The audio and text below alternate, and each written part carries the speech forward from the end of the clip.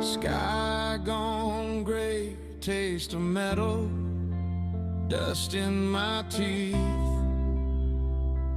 on my tongue. Your name carved in my leather, the last clean thing from when we were young. We're just fallout, drifting through a burned out world. Ash on the dashboard, ghosts in a rusted swirl. If there's a future, it's written in the scars we shout, hand in my hand.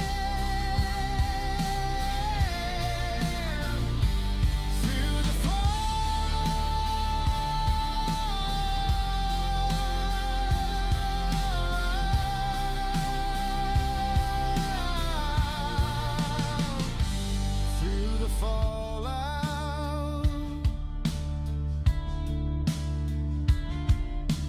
billboard bones on the highway, wind sings through twisted steel. I still see you in the rearview, like the past forgot to heal.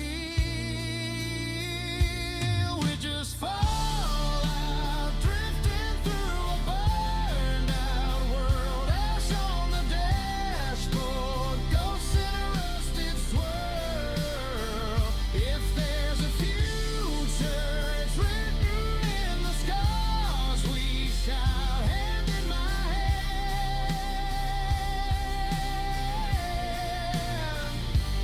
Through the fallout,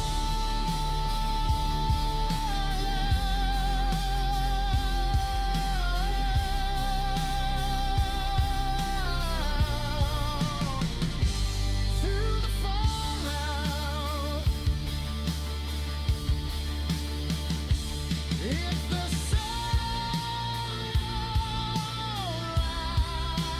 rises, we'll paint our own light on the walls. If the sky still lies, we'll learn to live under the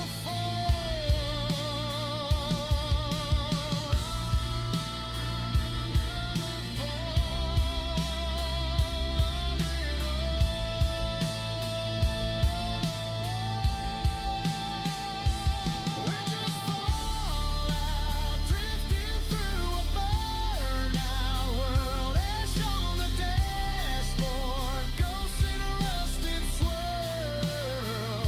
If there's a future, it's written in the scars we shout, hand in my hand. Through the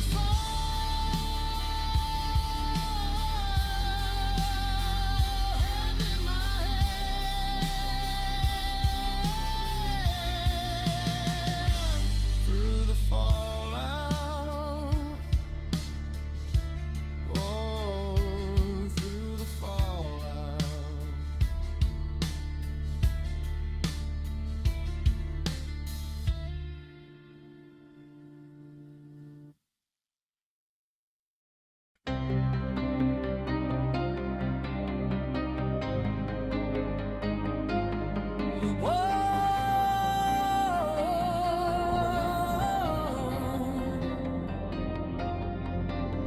We're standing in the schoolyard dust, cardboard signs and busted trust, names of cities on our tongues, the sirens echo through the news.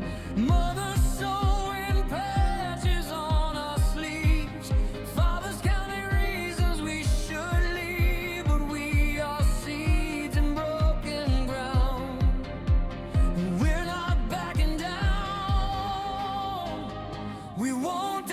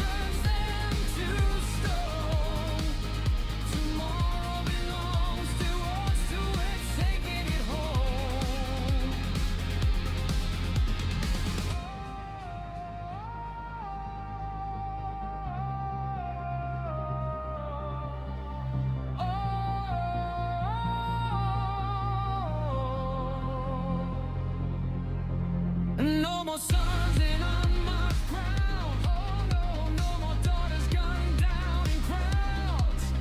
No more monsters built from lies. We see you in the light. Hands up, hearts up, every language. Same shout, we are freedom. Here and now. We won't die for your borders. We're done bleeding for your pride. We choose love over orders. We choose life each time. Raise your voice for the children. Let them grow, dance and roll. Tomorrow belongs to us. Tomorrow is their home.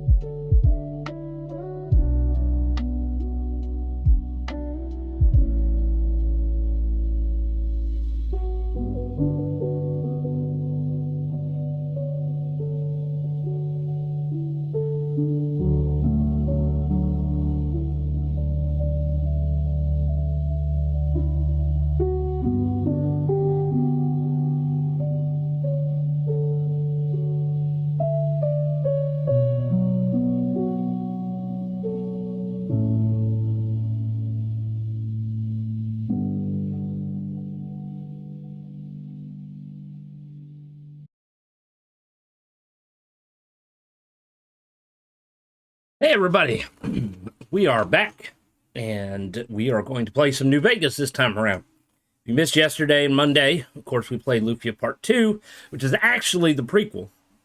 It's a prequel sequel kind of thing. But anyways, if you missed it, videos should still be down there somewhere. Otherwise, of course, you can click on YouTube link there and tons of playlists over on YouTube, including Lufia and Fallout. where you can catch up on any missed episodes that you might have missed. All right, so stream schedule is going to change just a little bit next week. So I have been streaming Monday, Tuesday, Wednesday, Friday. And starting next week, it'll be Monday through Thursday. All right. We were taking Thursday off because that's when my wife was off. They gave her a funny work schedule. And so that's when we did errands and grocery shopping and so forth. And they changed her schedule. So now she's going to be off Friday, Saturday, and Sunday, which makes more sense. So we'll just move our errand day up to Friday. And so we can stream Monday through Thursday now. So back to back to back to back, right? All right. So let's pull up the game here. Hopefully no issues.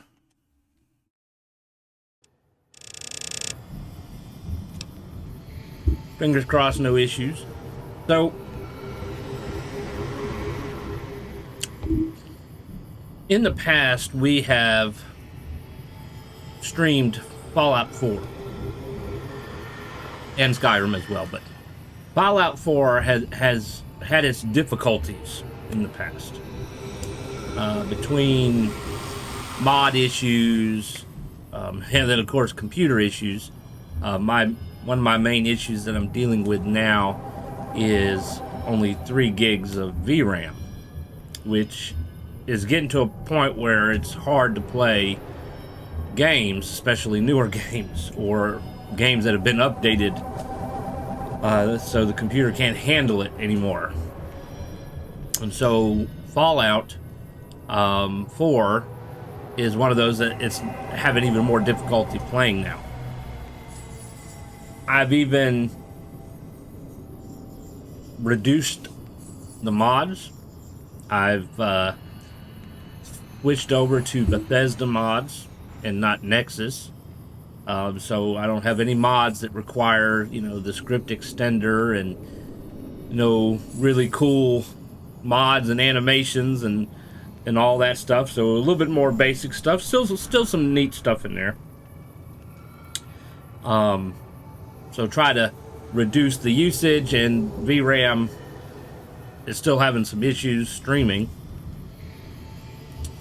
I was testing by recording, and if it crashes while you're recording, don't even try going live with it, Between the VRAM usage between OBS and the game, the computer apparently does not have enough. So earlier this morning, I was like, well, let me try something here. We're going to open up OBS, and we're going to create a scene collection. Not really much of a collection, but where it's just the game capture and the audio. Nothing else. No webcams, no labels, no background images, nothing. Just game capture and the audio, and then record it. And so I was playing it this morning, Fallout 4, recording it with nothing extra, just the game. And I was watching the task manager, and the VRAM was using 2.5 on average out of 3. And that's kind of where it's like on the line. If you're not careful, it'll crash because it'll go over 3. And so I'm like, okay, I'm gonna do a test run. And so started around Sanctuary, and there's not a lot in Sanctuary, so it doesn't require as much VRAM. And so then I'm like, okay, we're gonna go to was it Lexington, where Corvega is? And then we went there, and we roamed around, fought raiders and ghouls, and I ran around Corvega, up on the roof of Corvega, and no crashing. It was maintaining that 2.5 gigs of VRAM. And in the past, around Corvega is where the most crashing always occurred. And from what I read, even people who are not using mods tend to get frequent crashes in the bigger cities like around Vega because there's so many assets and textures and whatnot. And apparently the game engine has troubles loading its own stuff. And so I'm like, well, this is probably a good place to test to see if we crash. Didn't crash. So I'm like, okay, let's move on to Cambridge. Lots of zombies in Cambridge. You have the Brotherhood fighting zombies. There's a lot going on. Let's go there. And it's even bigger. So went there and fought a bunch of ghouls and didn't crash. It was still going pretty good.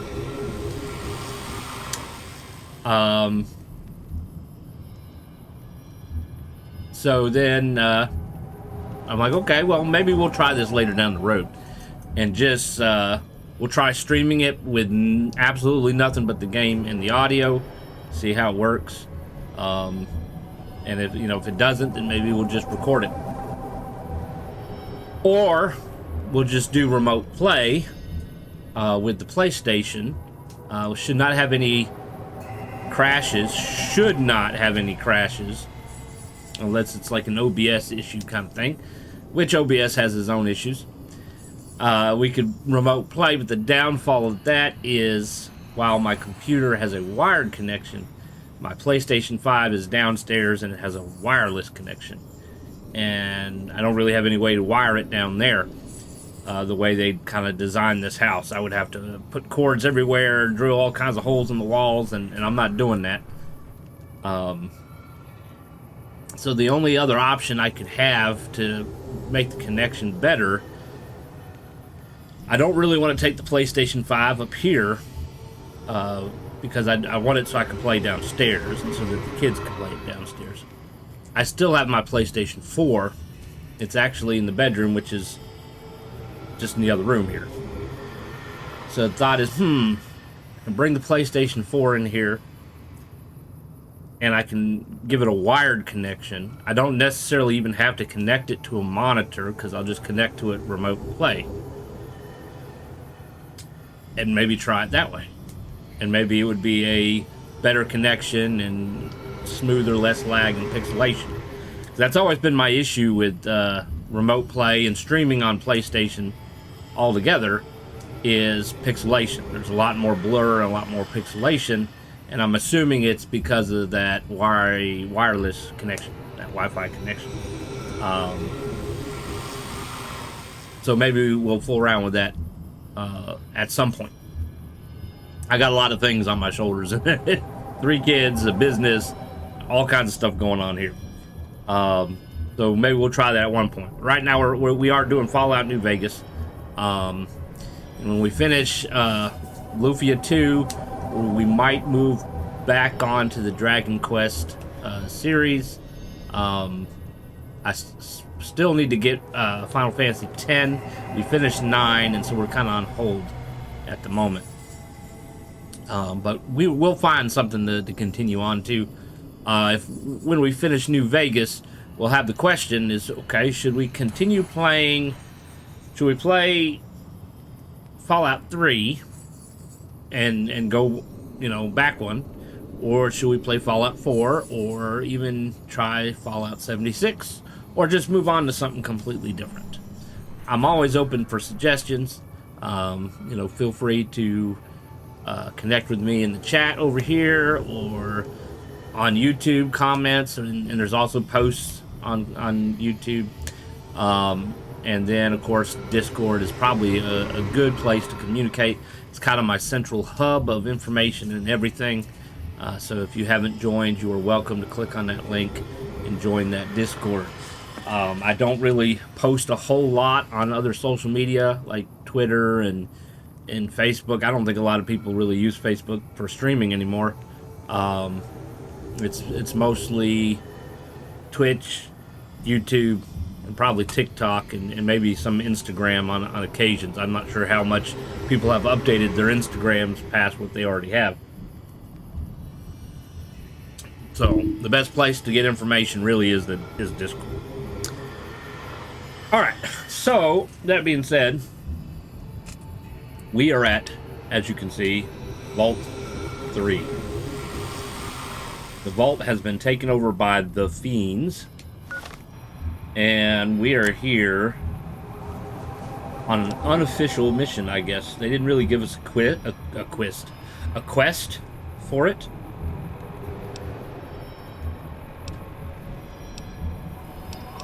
It's under miscellaneous. Let's see.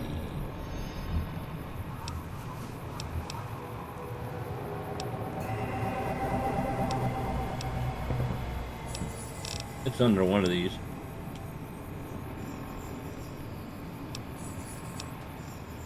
Good roster, meat vendor. Yeah. So, Sue, if that's how you pronounce that, told me that he'd pay me for taking out Motor Runner. I can find him at Vault 3, and the NCR will pay well if I'm able to take him out. Also mentioned that the last soldier he sent has missed his scheduled radio contact, so we need to find out more info about that as well. But yeah, it's not officially a quest, I guess. So we got the 9mm. We got the assault carbine automatic, 5mm here. And then we just picked up the marksman carbine 5.56s with the scope on top. It's like one of my favorite guns in the game. Of course, we got the katana from Malay and the sniper rifle for long distance. And we're even bringing a that gun revolver around as well. It's a little bit stronger than the 9mm, but it only has like 6 shots. Wow, my green screen is turning my yellow cup invisible. Look at that. There is some green on it. You can watch me drink out of my see-through cup today. Alright. I wish they would put this gun in Fallout 76. You know, Fallout 76, they kind of followed Fallout 4 as far as, you know, design and all that. There's a few skins that will make some of the guns look, you know, more realistic. But for the most part, the guns all look kind of makeshift, bulky, futuristic kind of look. And whereas New Vegas and even Fallout 3, the guns look more realistic. And I wish they would put more of these kind of guns, or at least the skins, in the game. Wouldn't it be cool to be able to rock the All-American and it look like this? Like this right here. Wouldn't that be cool? Or have Maria, which we'll get later. All right, let's hope we don't die as soon as we walk in.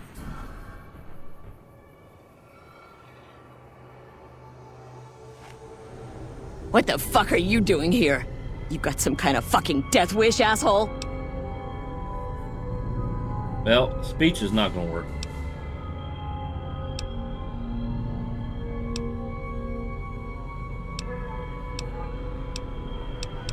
Isn't this Vault 3, home of the Fiends? Final warning, asshole. Get the fuck out of here or we are gonna waste your ass.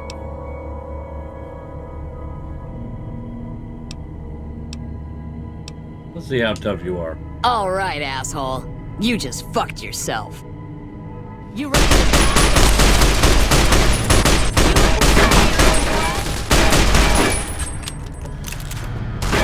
Let's switch to this one.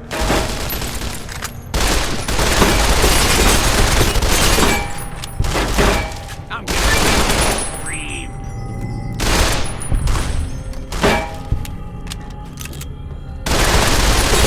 I'll take you out.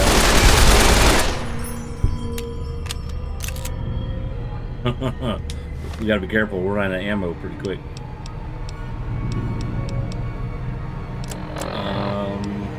I want to use up all my stim packs, so we're gonna do some drinking here. Do I have any food? We'll eat that.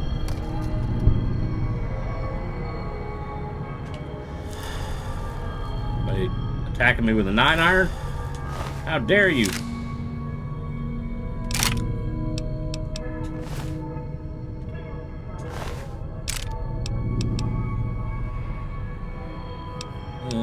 leave it.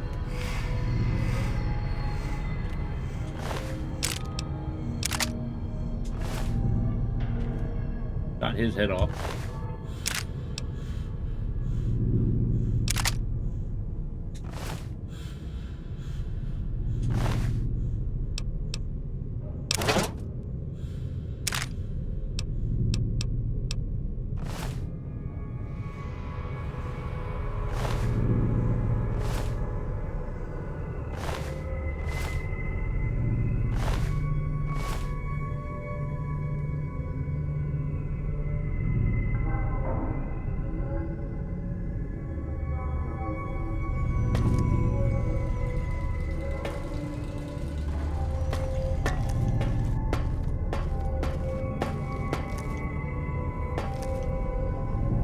This is reminding me of Fallout 3 a little bit. Was it Vault 101? There you are.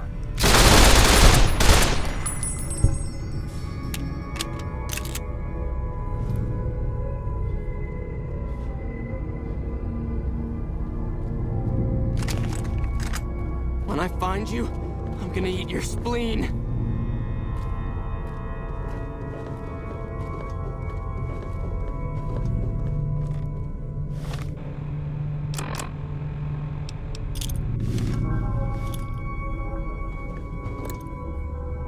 There you are. You like the sight of your own blood?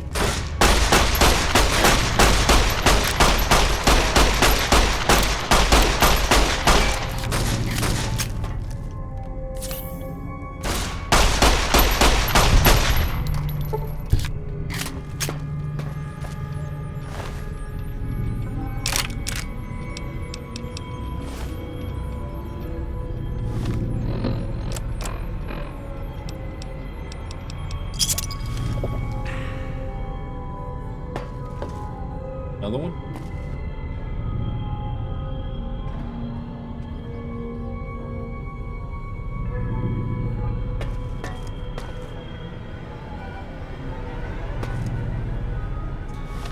Do I have any like mines or anything? Right.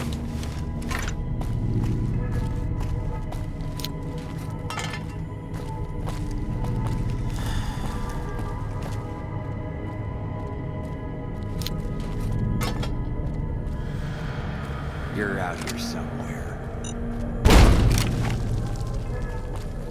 Gotcha!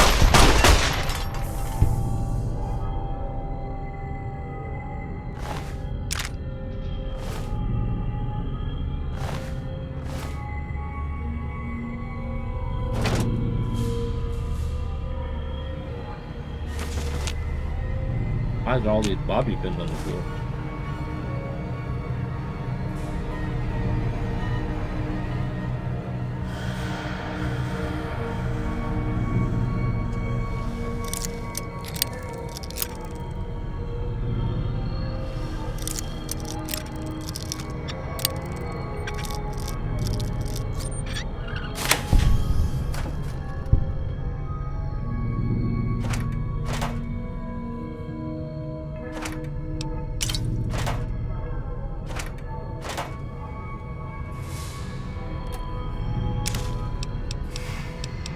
Won't do. Leave the rest of it behind. I'm worried about picking up any crap at the moment. We might need the carrying capacity for weapons and stuff. Like I give a shit.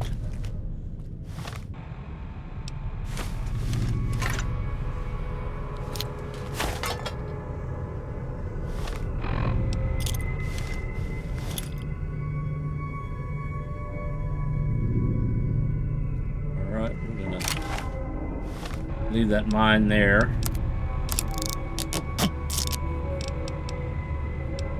Did pick up a new SMG. Probably won't use it though.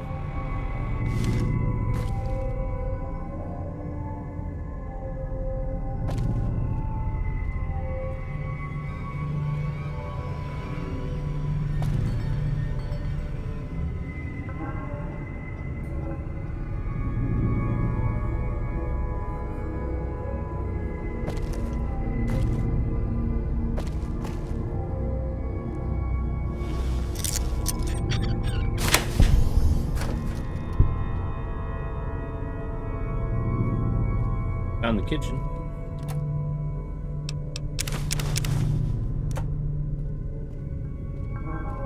Noodles.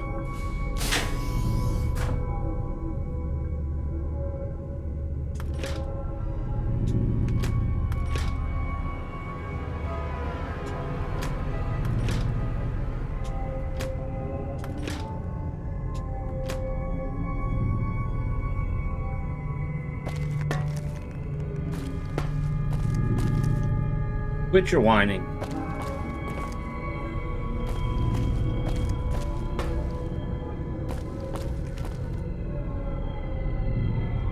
Alright, we're gonna go this way. Didn't mean to do that.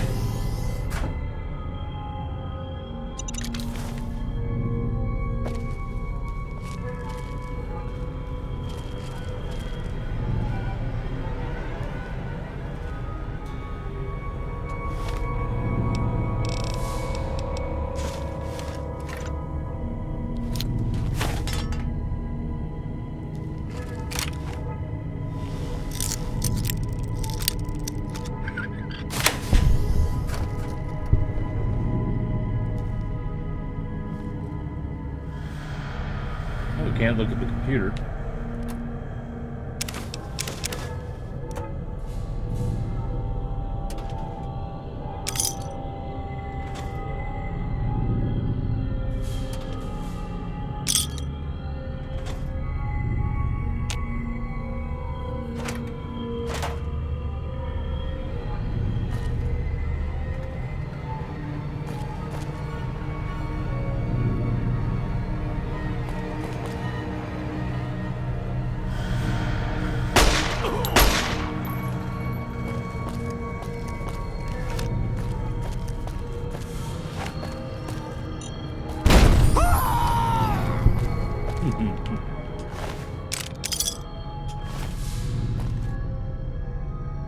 Probably need to work on my sneak. That way I can plant something in their pockets. Living quarters.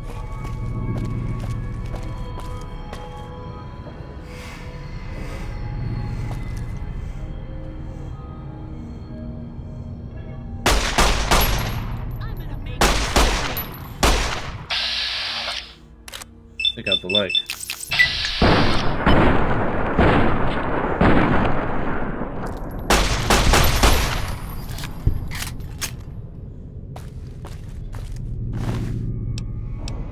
Yeah, they like playing with fire, don't they? Don't they know they're gonna get burned?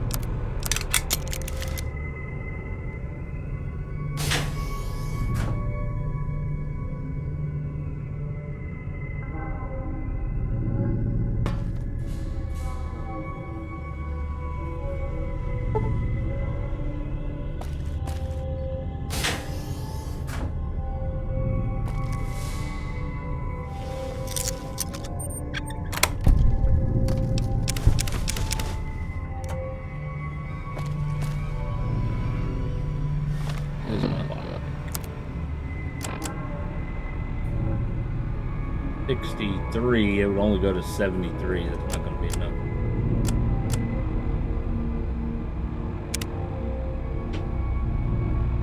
Well, we can use a doctor bag, I guess.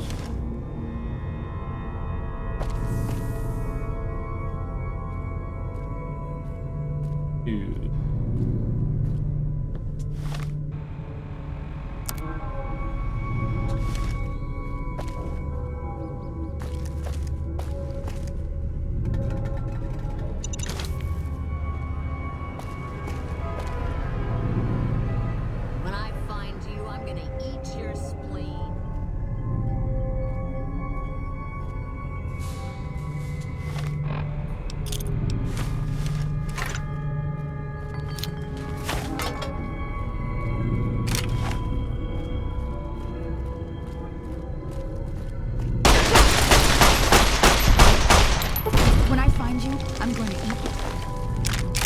Gonna eat my spleen too. You thought you could hide from me?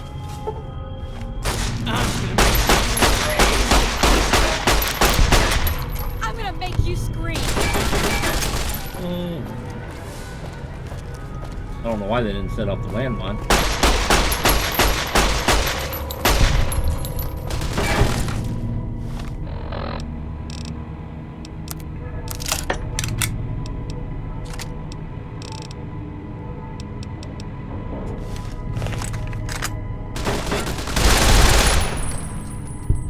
Next.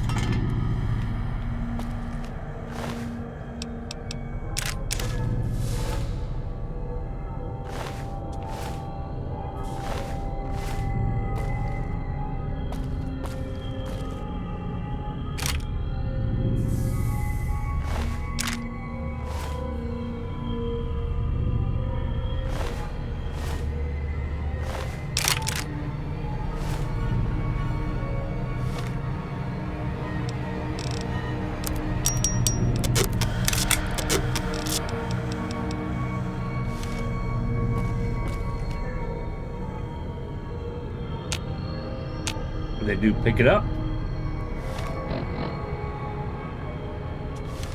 Huh, I don't remember it blowing up. Do y'all remember it blowing up?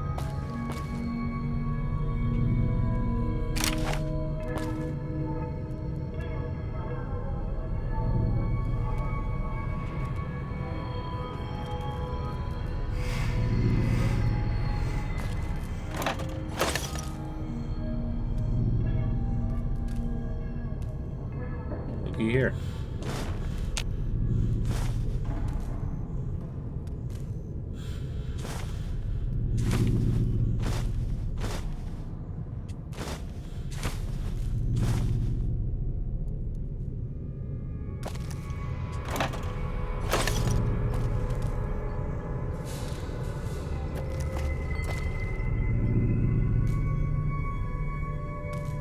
That's suspicious.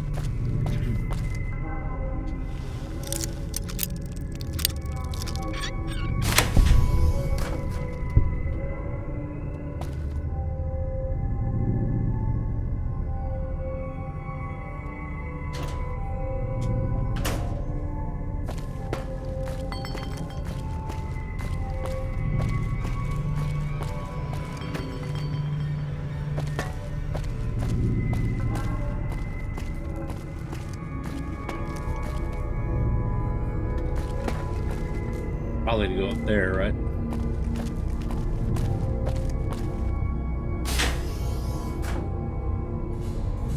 This is where everybody did the goat.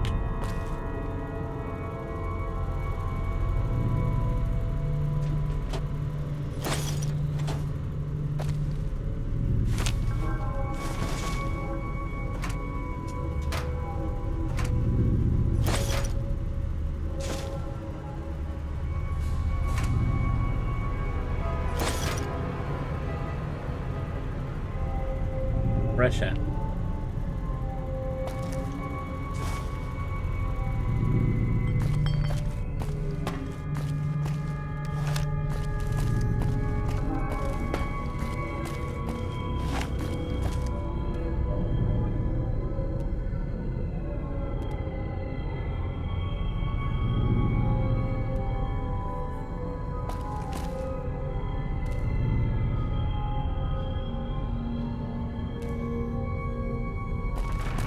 Okay, we like over and save a little bit of a walk.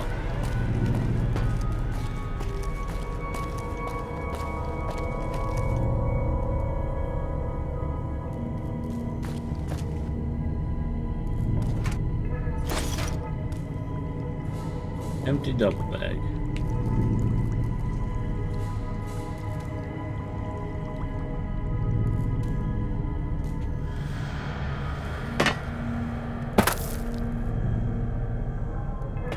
That's clear.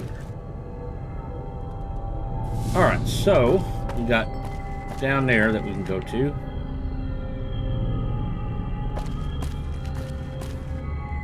Maintenance wing. And then the living quarters is on the other side.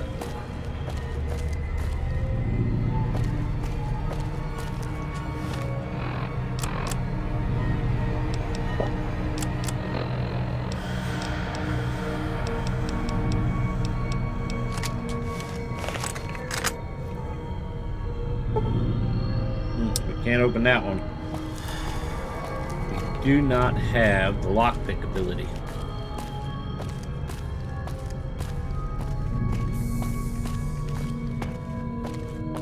Nor do we for this one.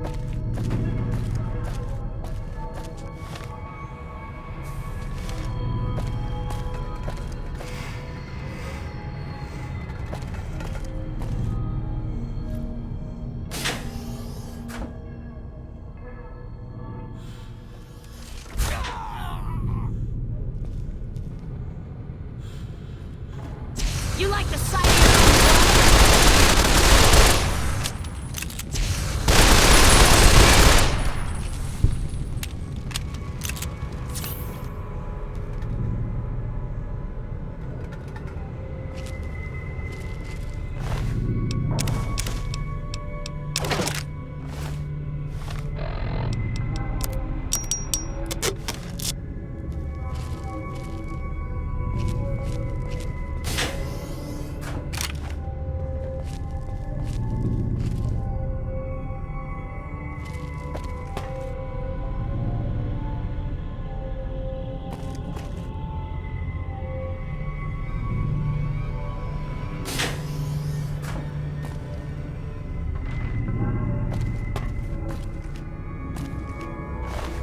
I wonder what killed him.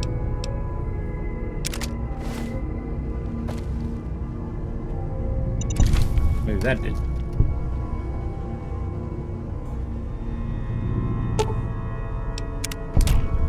Probably the other NCR Ranger. I'm not trying to get myself blown up here.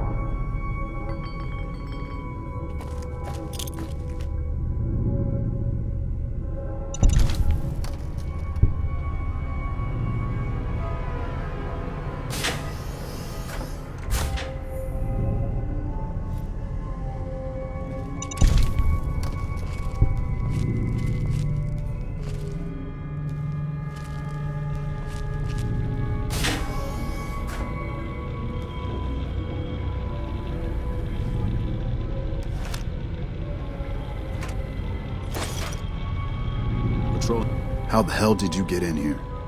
And who the hell are you? I was sent here by Colonel. Shu sent you? This was my mission.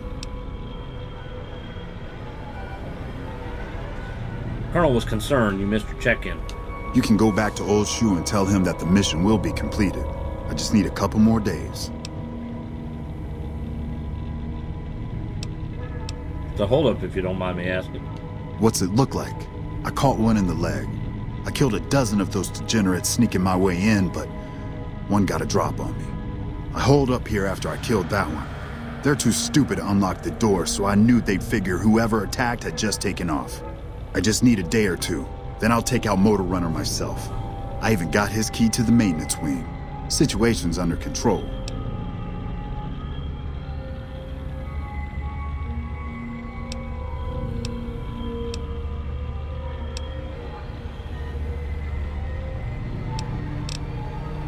I'm afraid your leg looks and smells like it's on the verge of infection. God damn it. I know. Was just hoping that, are you trained as a doctor? Can you fix my leg?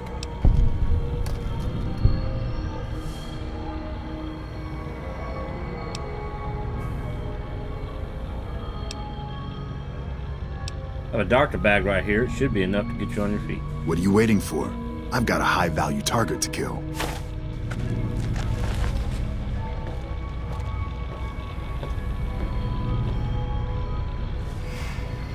Thanks for the assistance, Doc. Time for us to go take out Motor Runner?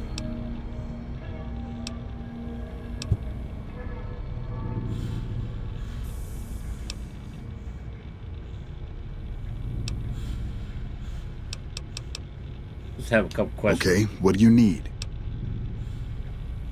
What can you tell me about the Fiends? The Fiends are a bunch of raider junkie fucks who have been causing a lot of trouble in the area outside of Vegas. Their leader calls himself Motor Runner, and he seems to be the only one with a brain that isn't fully burnt out on chems. What can you tell me about Vault 3? The inhabitants of the vault were simple traders. They made a good living for themselves for a couple weeks. Then they caught the Fiends' attention. I don't think they set up any kind of security, stupid fucks. They all got themselves killed. Okay, tell me what's on your mind. I think you should head back to base to have that leg looked at. God damn it. Fine, I'll head back. Are you saying you'll handle Motor Runner yourself?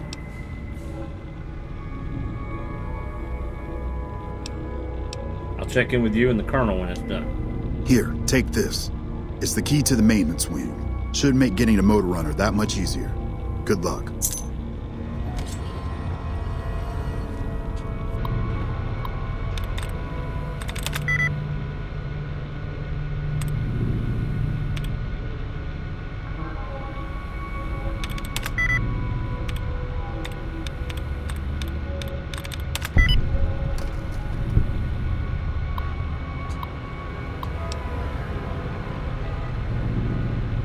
Those axes.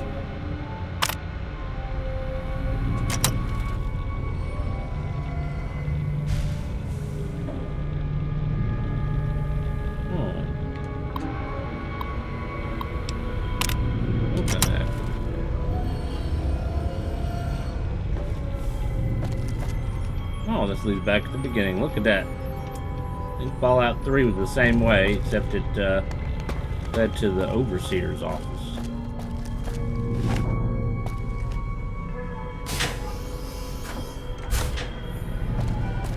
Alright, let's see here. We took care of him. We have downstairs.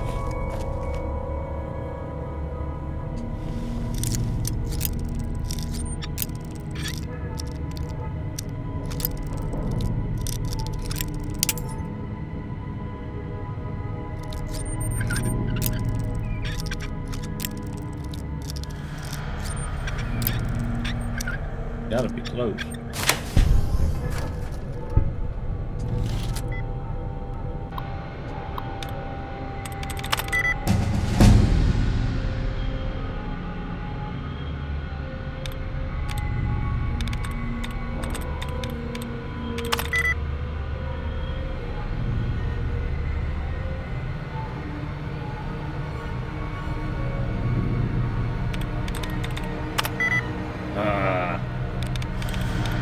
Suppose we can get our tries reset. Probably not. Got our tries back. Look at that. Woohoo!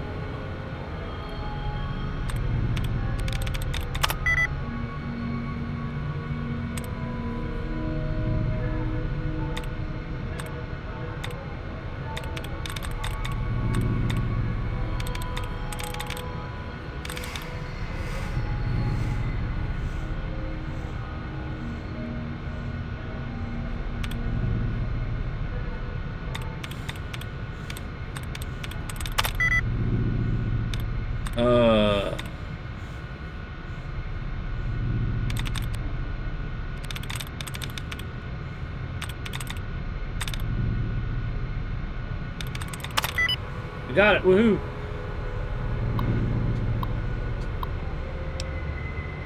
Let's engage the lock, which we don't need to because we already unlocked it.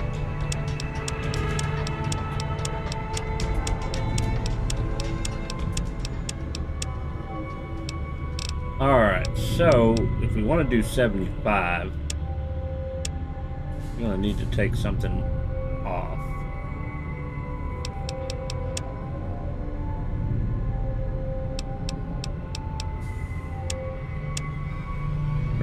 There it is.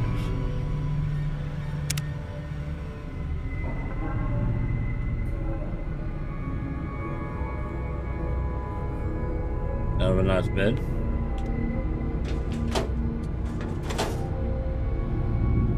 Terminal.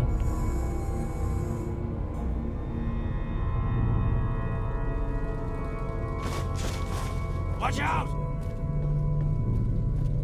Magazines.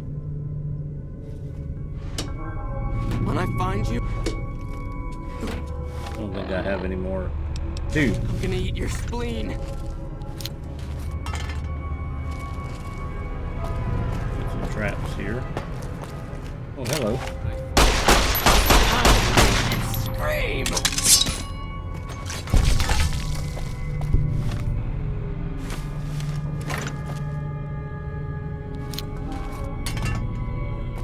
Put you there. Put you there. Alright. Thank you.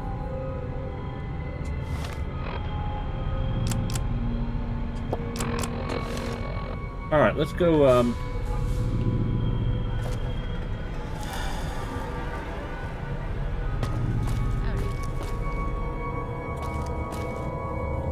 Whoa! Watch out! here they come. You're out here somewhere.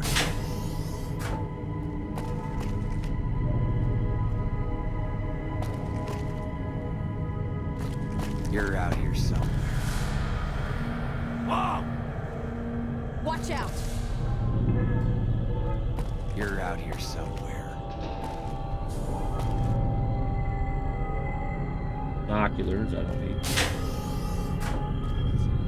You're out here somewhere. Whoa! Whoa! You're out here somewhere.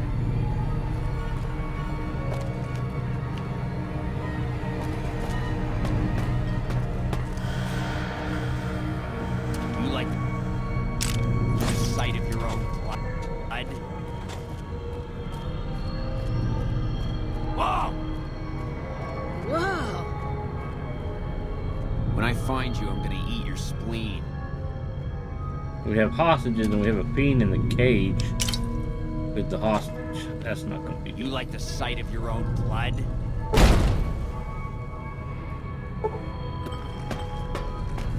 Watch out! Watch out!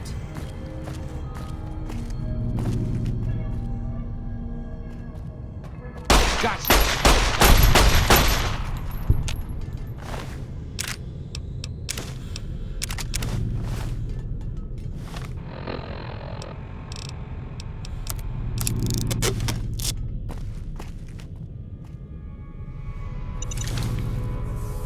Whoa! Whoa!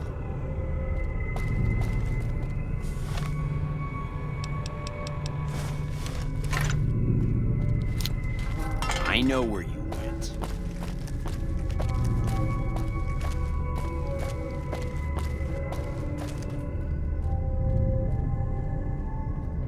Watch out!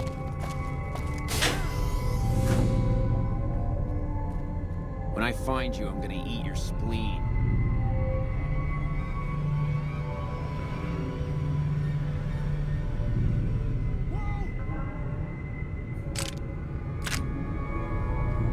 Whoa!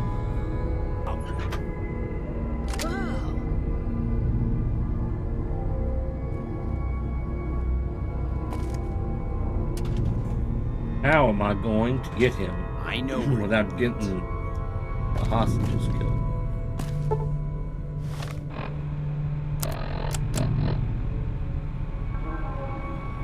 I'm not going to get 75 unless I have like a something that's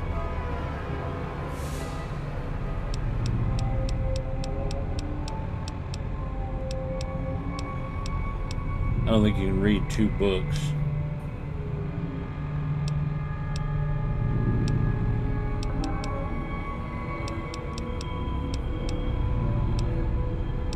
But I could potentially. I don't have any.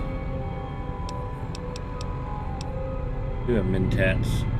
Would that probably not increase my hacking?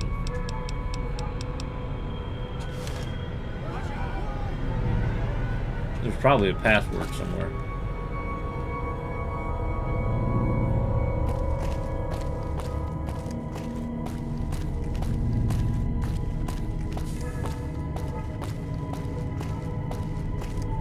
Alright, so that leads down. Watch Whoa! out! Watch out! You're out here somewhere.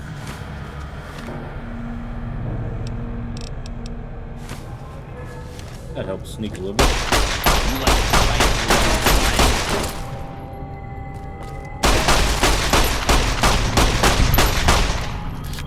Let me find you.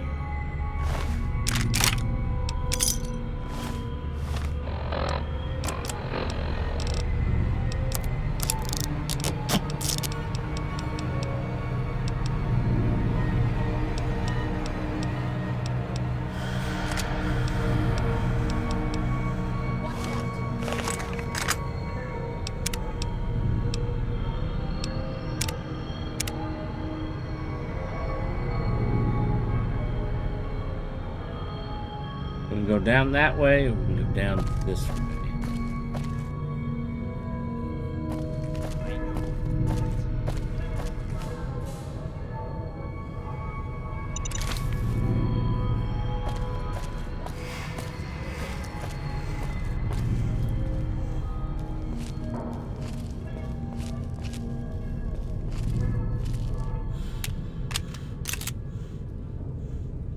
I know where you went.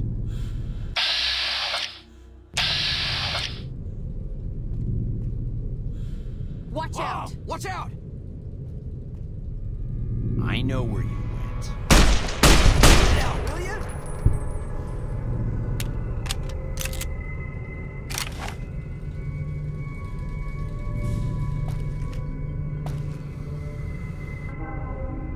Watch out! Watch out! Whoa!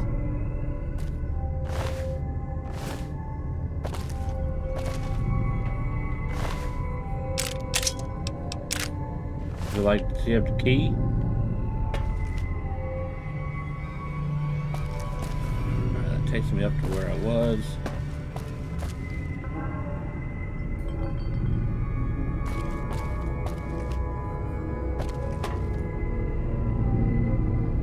Takes me down.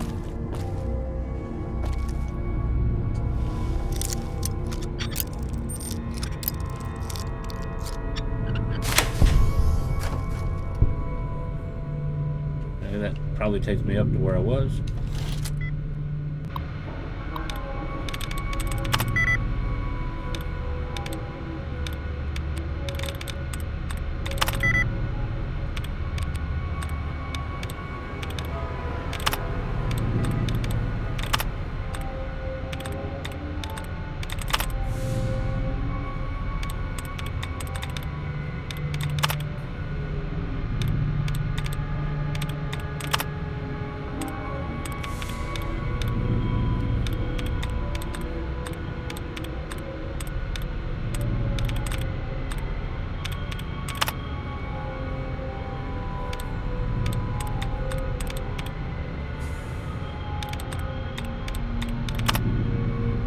Duds here.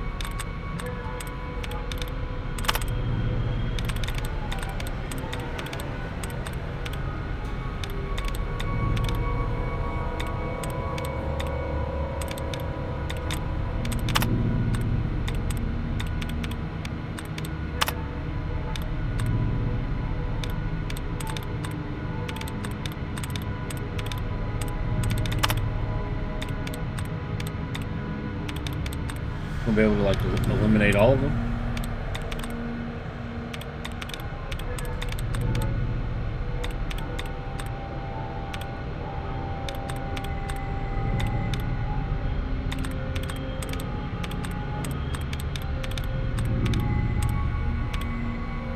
All right, we got our tribes back. We've eliminated quite a bit of duds.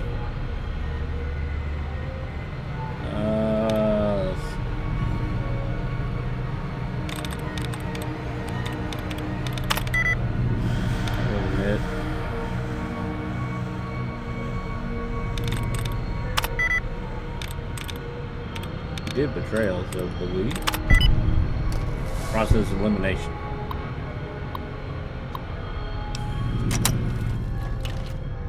I'm assuming that's for this lock.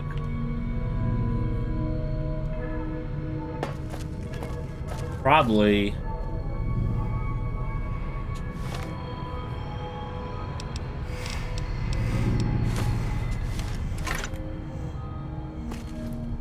I hope you know what you're doing. I do. Where'd he go?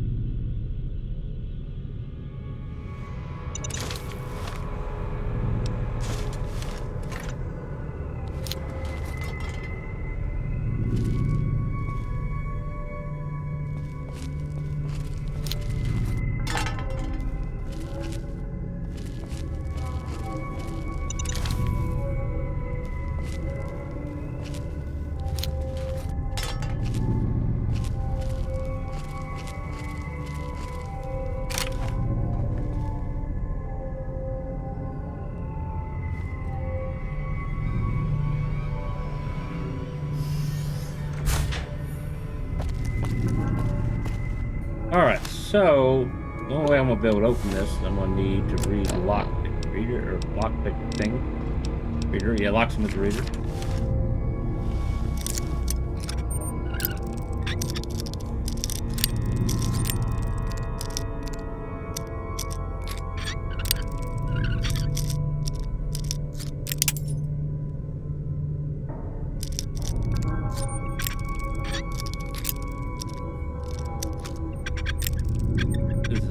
you doing? Take down this password.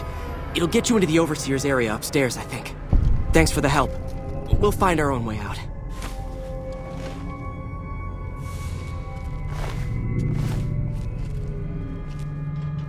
I hope you choose the right way out.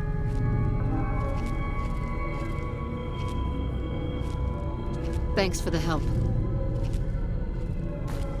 I already got to the Overseer's area.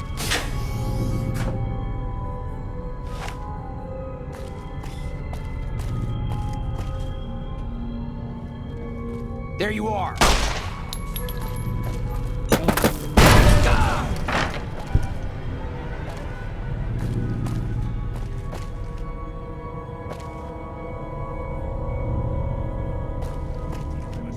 Down both.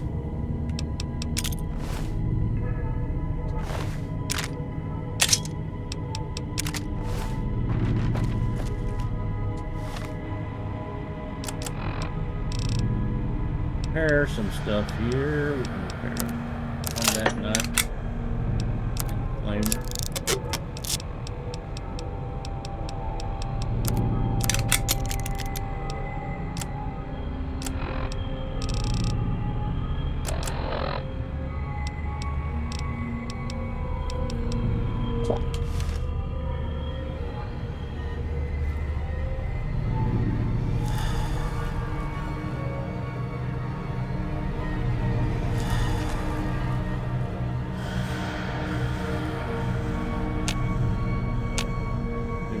Dead.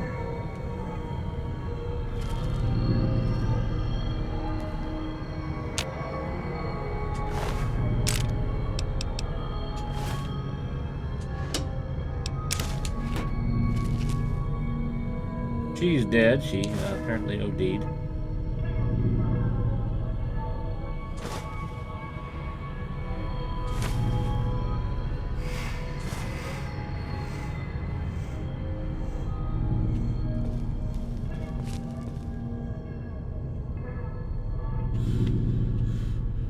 Not gonna let me get the jet because of her body.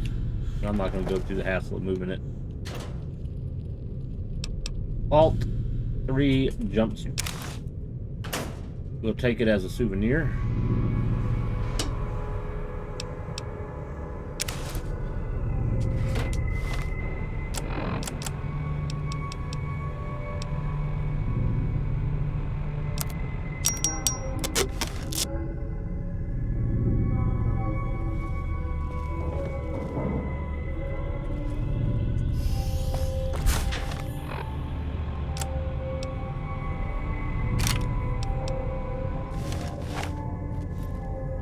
You're out here somewhere.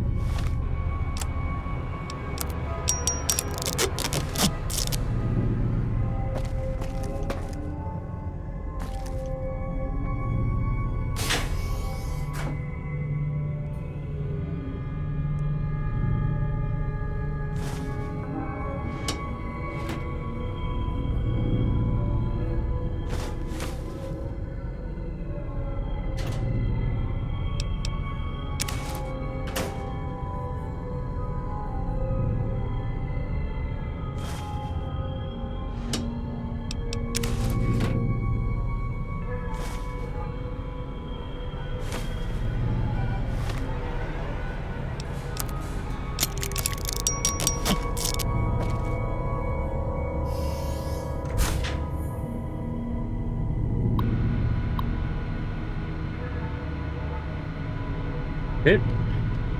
Nothing up there, huh?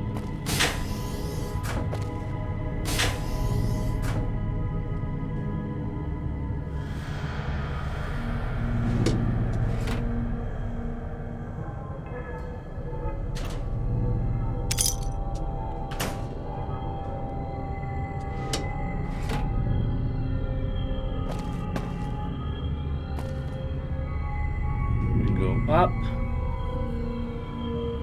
or down into the water.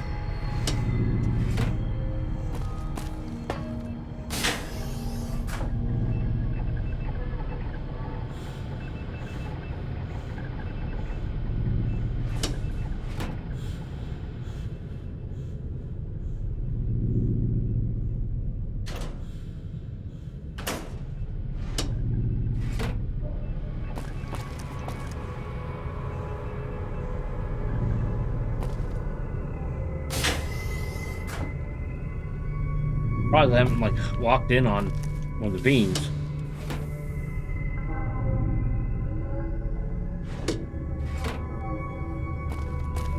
All the rooms have been basically empty.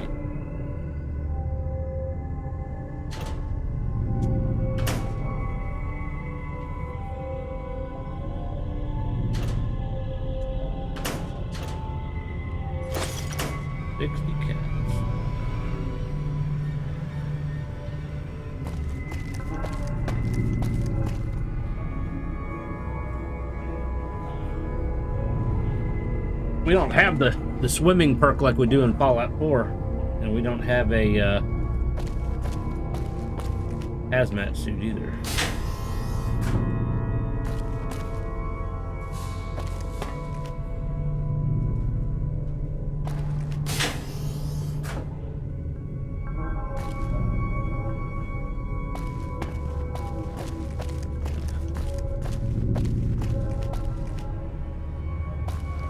Leave a landmine over here somewhere.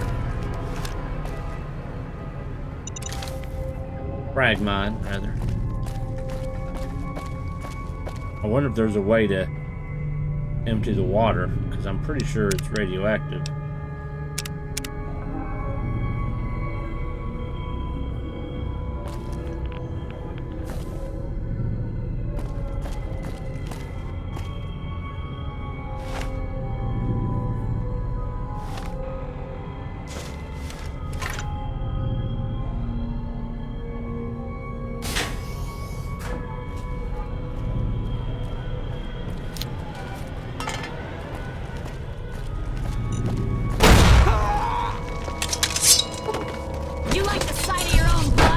About you.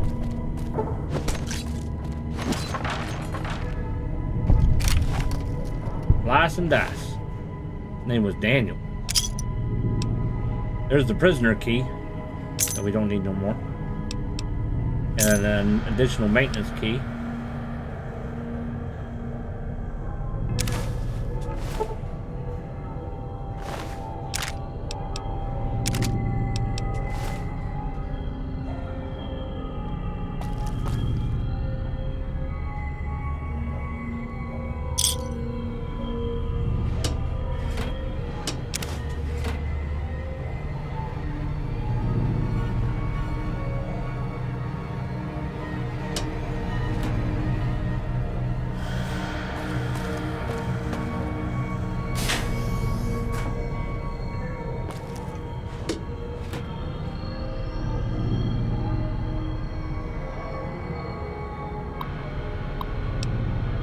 Hello, Billy Boy. Compose automated blast message. System is offline. Darn. I'm going to talk some crap.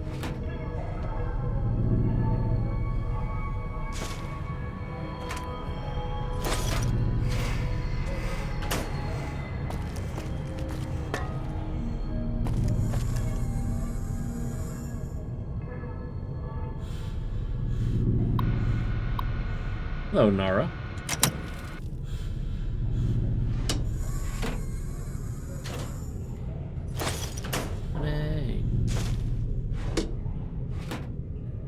Goodness gracious.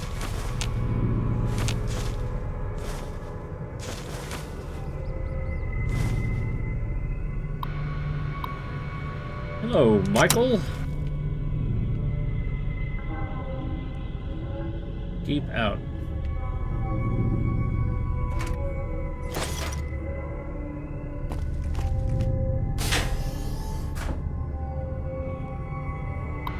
Who's this? Davis, Lincoln Davis. The water situation. Greetings, everyone. As you all saw in the message from Vincent, we're going to have to start rationing water until we can resolve the leaking issues. Unfortunately, we don't currently have the parts required to fix the underlying cause of the leak. At this point, we have no alternative but to seek the parts that we need from outside the vault.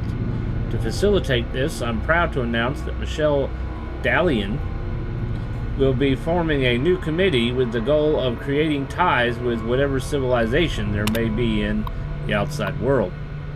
Michelle and I both have high hopes that we'll have no problem finding the assets we need and hopefully forming some lasting relationships with the outside world. Michelle, thank you again for agreeing to take charge with our external relations. I am sure that you will do represent us. Wow, I'm sure that you will do represent us and our interests well. Let me know if I can be of any assistance. Dear Lincoln, thank you for your endorsement at the town hall meeting last night. You are so well respected by the residents that I am sure it will greatly increase my chances of following you to the big chair.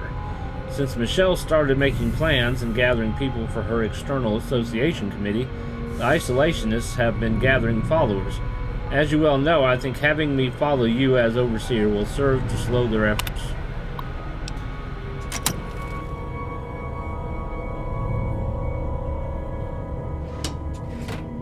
I'm gonna say their mission of external relations did not end well.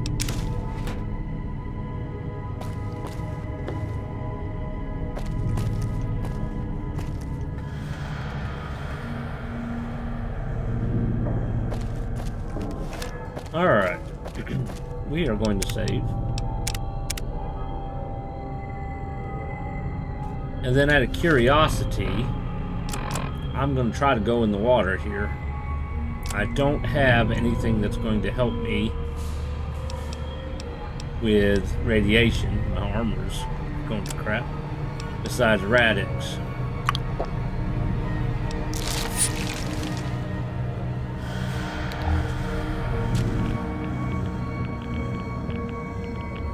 Plus I have to worry about dying from oxygen. If I use it, I'm not going to be able to...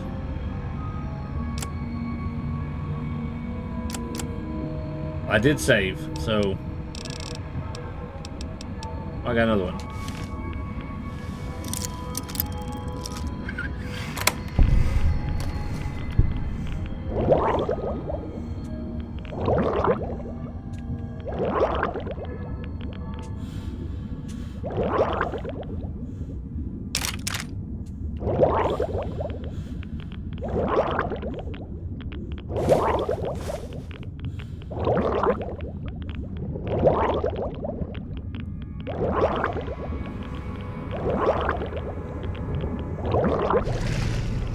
Ooh.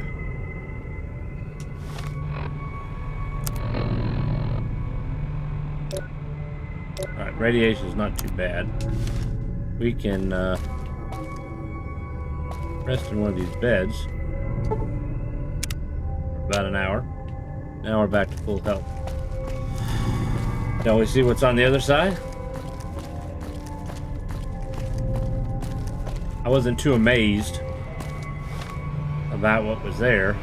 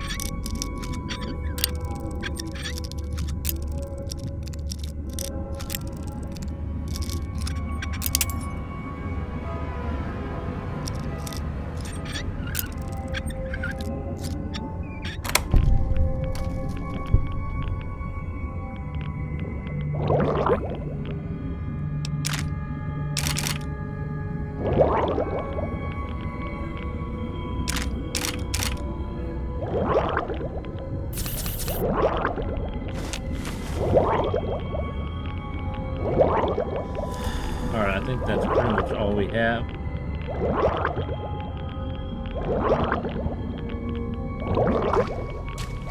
Ooh.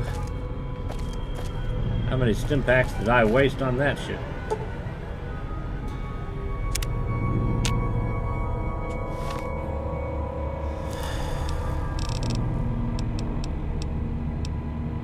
Only have 25 left.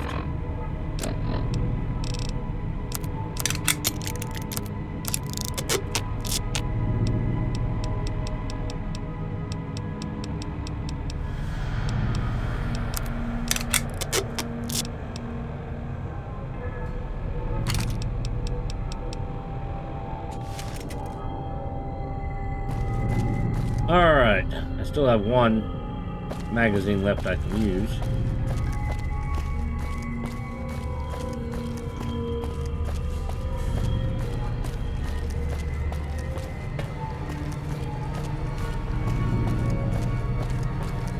Do I have...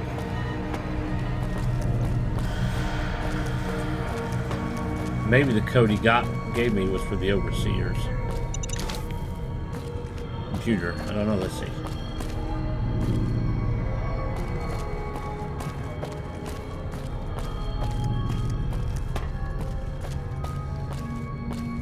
It was.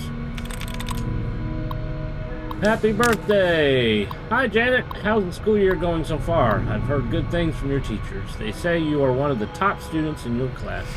Your birthday's tomorrow. Sweet 16 at last. Can you even believe it? It seems like yesterday my sister told me she was going to have a little girl. Do you have big plans for your birthday? I think if you are interested, I could talk to some folks and get the dining room reserved for a couple hours. Let me know if that sounds like fun, and I'll start getting the ball moving. Uncle George. Upcoming election. George, we've been friends for a while, so I hope you didn't take my candidacy for overseer personally. I'm going to do whatever I can to keep your friends and family safe, and if that means taking our exposure to the outside world slow and keeping to ourselves outside of what we need, of course, then that is what I'm going to push for. No one knows what it's going to be like out there. There could be horrific mutants or strange wandering vagabonds, aliens, murderous gangs. We have no idea. Let's be smart about this. And he was exactly right. There was. Greetings, everyone. Thank you all for putting your trust in me. I am honored to serve as your overseer for the next term and hopefully beyond. I'm going to do everything I can to get Michelle's committee outside as soon as possible. We'll get our water issues resolved and form lasting bonds with our neighbors in the world outside. Thanks again for putting your trust in me. George, I'm not sure what Michael is planning, but I suggest that you leave the weapons in those two submerged storerooms. I'm pretty sure he doesn't have any support, and there's no need to give him the opportunity to arm himself. Well, I should have done that first, and then I wouldn't have needed to unlock them.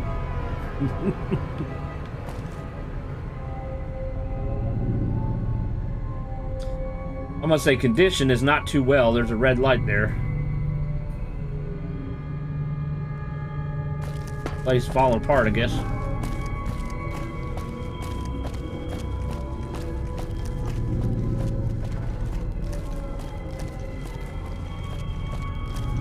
I'm gonna need new armor here.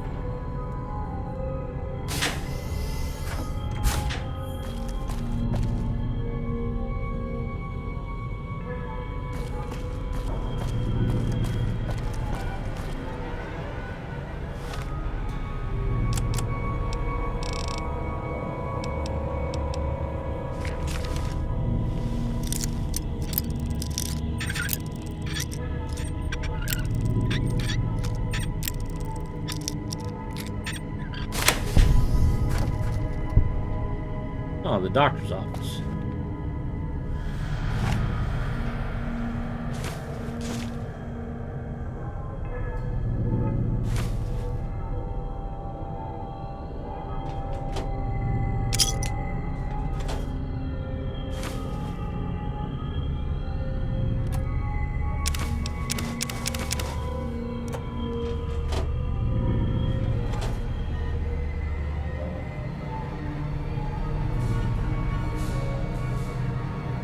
computer looks like you can access it, but you can't. Well, what was wrong with that person? Let's see. HSN, JTU, QFMZ, CHDVT.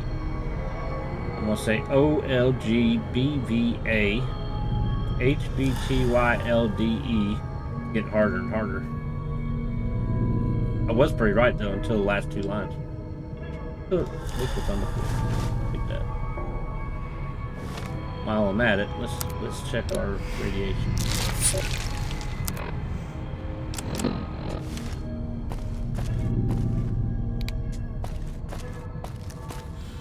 All right, we were there. We were there. This is where we gotta go.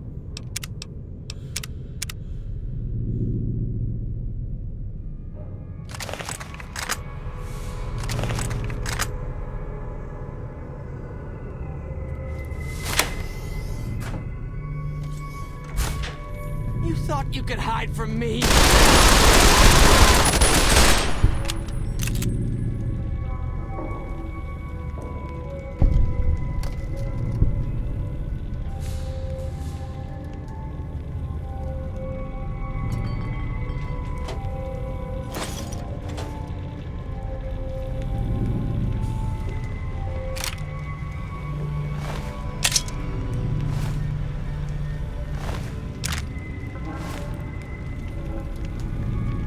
Alright, looks like we have two doors.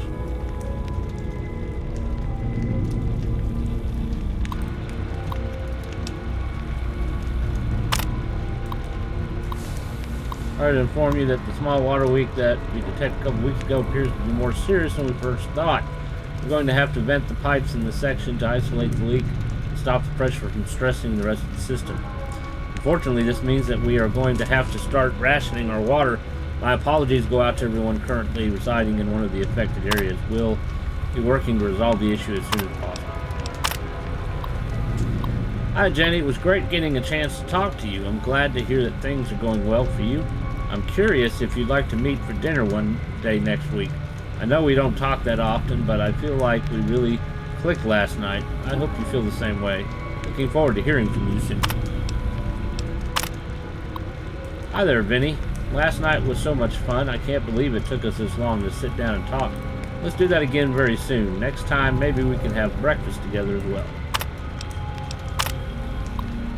Hey, buddy, thanks for the advice. Dinner was great last night, and I'm not sure I would have been able to work up the guts to talk to her if you hadn't convinced me. I owe you big time. I know you've been pretty stressed with the water issues, so if you need a break for some rec time, let me know. Alright, so we have a door that has a computer, and we have a door that doesn't.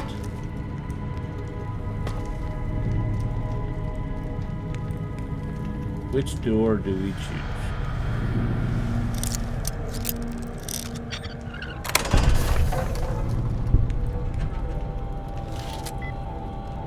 Get double the experience here. Detail.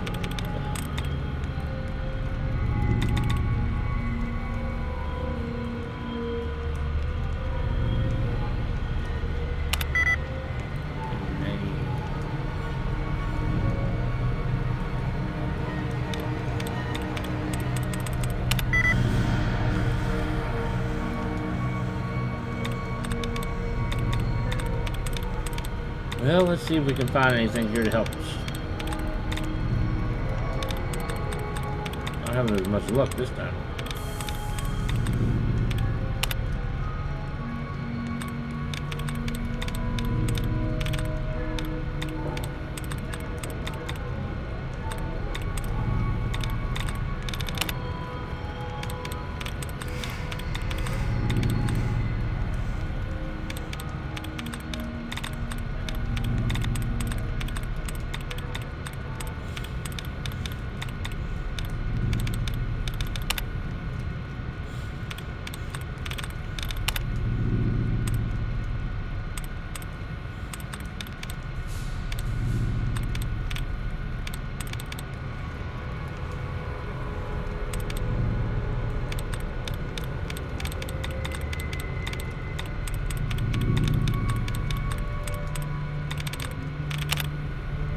Enough to be able to get some more tries here.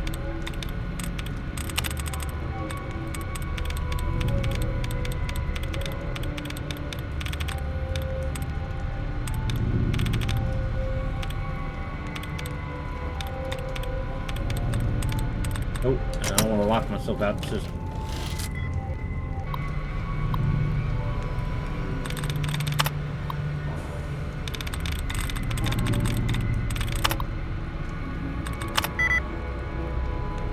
Sneaking.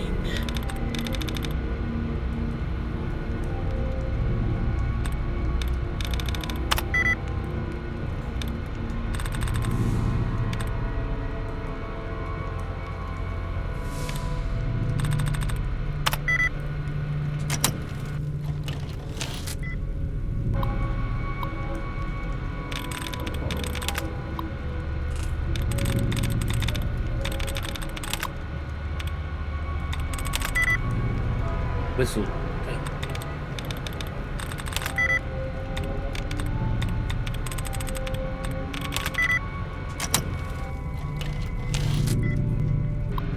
Need a remote hacking device. With a special code.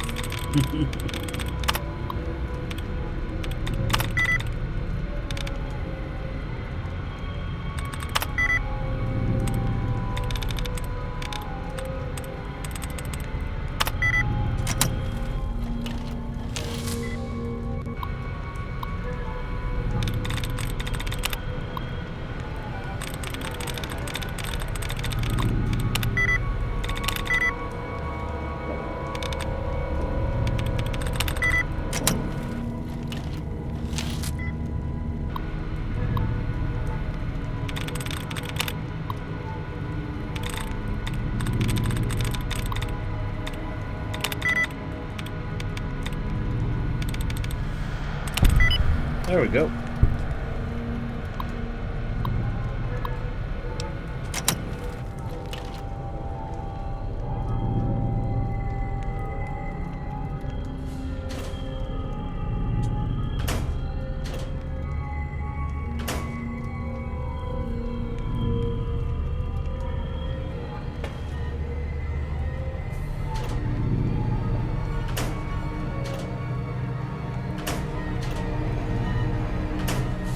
Really useful.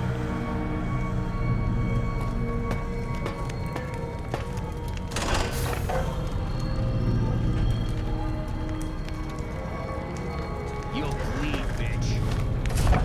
Call me a bitch.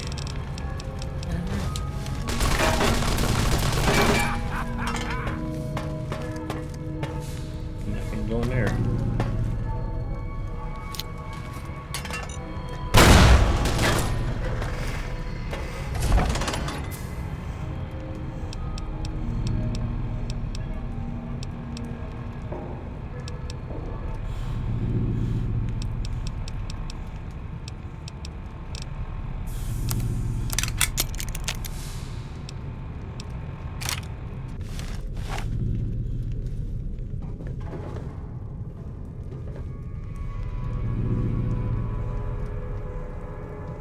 Not gonna open the door.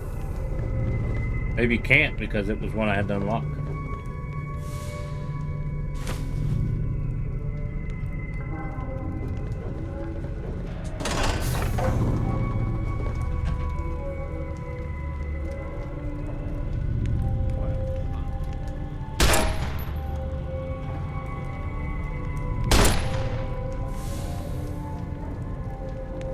You're out here somewhere.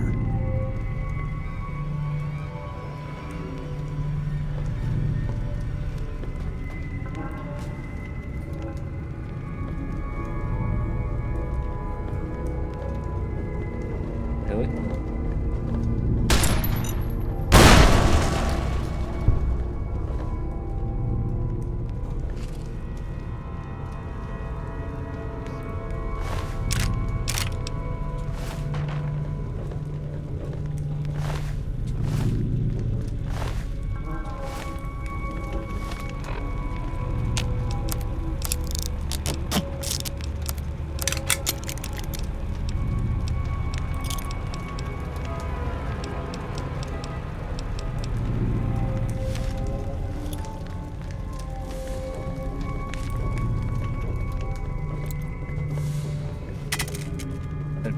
wrong way.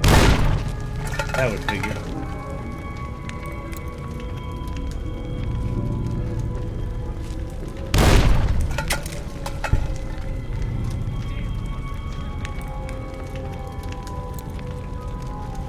Gotcha.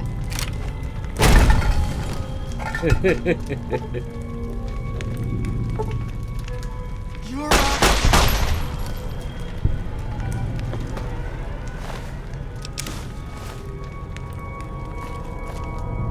Hey man, catch.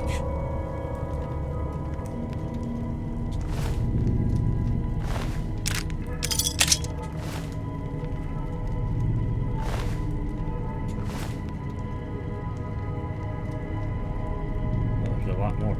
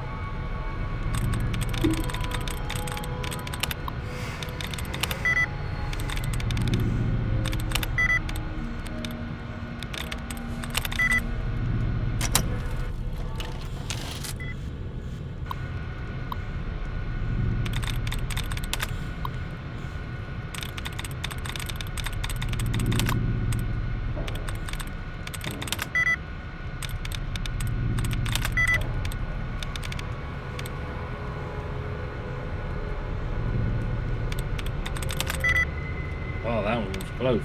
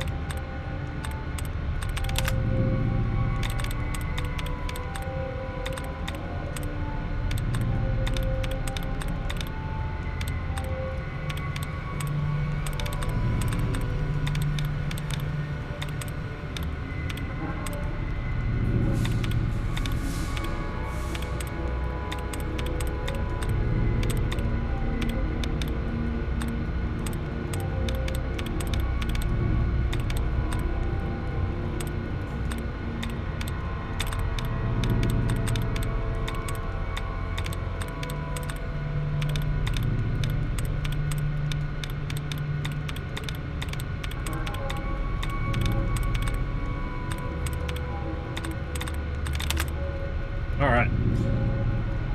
So, repelled was close.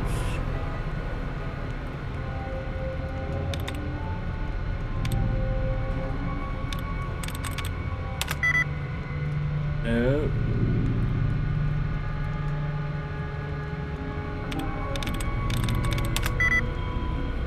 One more try here.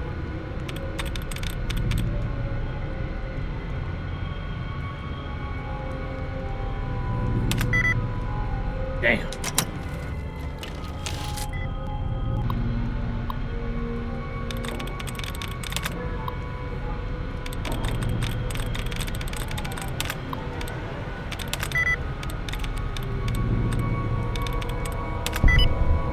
All right, good guess. Nowadays.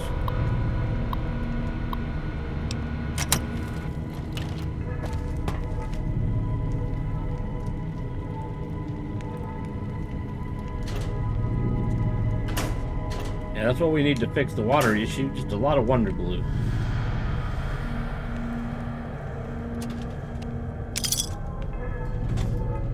All up here.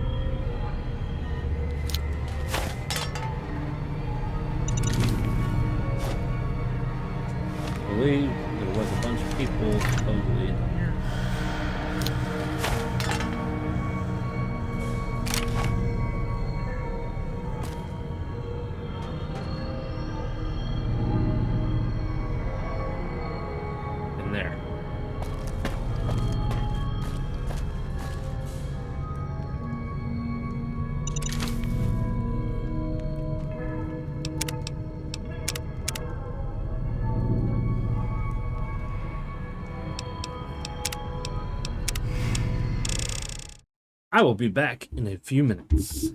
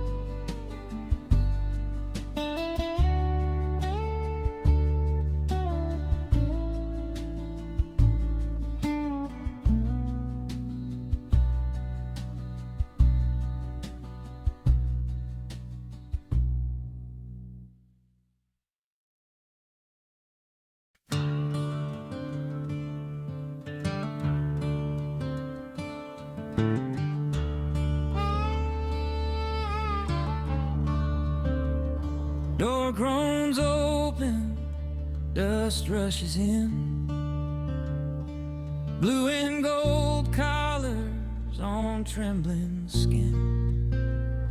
Maps in our hands, but the roads are gone. Only our numbers and the dying dawn. We walked out of 76 into fire, into fix all the ghosts of what we missed. Burned into the morning mist, scorched faces in the glare. Still a heartbeat under there. If this is all the world we get, we'll gamble what's left. Heard them screaming, though they barely spoke. Ash on their shoulders, like they wore the smoke. I still human, but the heat runs wild. You see a stranger, I see someone's child. We walked out of 76 into fire, into fix all the ghosts of what we missed. Burned into the morning mist, scorched faces in the glare. Still a heartbeat under there. If this is all the world we get, we'll gamble what's left. Oh, if I fall to the fever, will you write my name in the sky?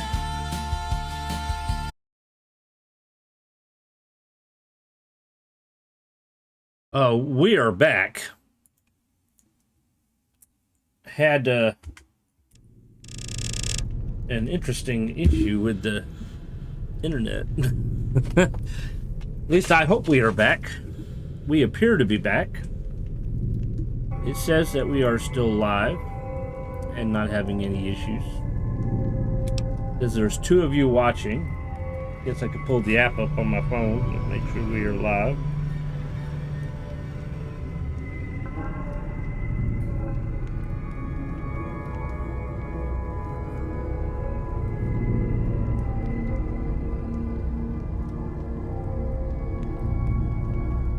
Ow. My phone it's just loading. It says offline, and then in circles. There's 0 followers, which is not true. So there's something definitely going on with the Wi-Fi. Focus needs to get their shit together.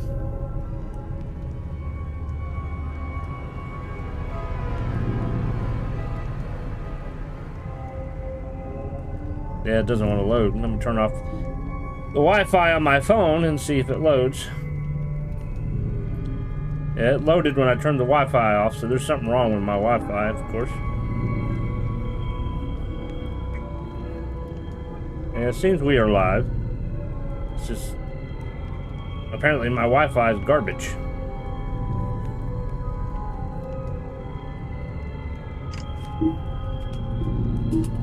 So, the issue in life is you never get what you pay for. Okay? I'm a firm believer, okay, if I'm paying $75, $80 a month for internet, even if it's just for an hour, if I don't have any internet, I'm not getting what I paid for. I should have some kind of reimbursement. They need to come up with some kind of a rate or whatever. Whenever I don't have internet, that's money off my bill. And computers can keep track of that. They know when we're not connected.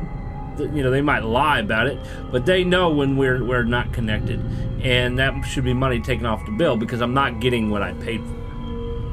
Then maybe they'll work a little bit harder at making sure things are working. That being said, a common issue that we're having in this particular area, maybe other areas as well, but this particular area is overdevelopment. and it's going to be overpopulated within the next 5 to 10 years. Okay, they're building developments everywhere, and so when you build, these housing communities and these apartment complexes, what else are you building with it? Electricity, water, internet. Okay, and so that's internet that's got to go to everybody, because even though they tell you your neighbors don't affect your internet, they do. It's a lie that they tell you to try to sell you stuff. But anyway, so as they're putting more internet in, it's going to affect everybody else's internet. Right now we're in a water restriction. We're in a severe drought. We're in a stage 3 water restriction. Nobody's allowed to water their grass. Nobody's allowed to wash their cars, pressure wash their houses. No pools, no splash pads, no none of this. If you get caught, you can be fined up to $5,000 and have your water cut off.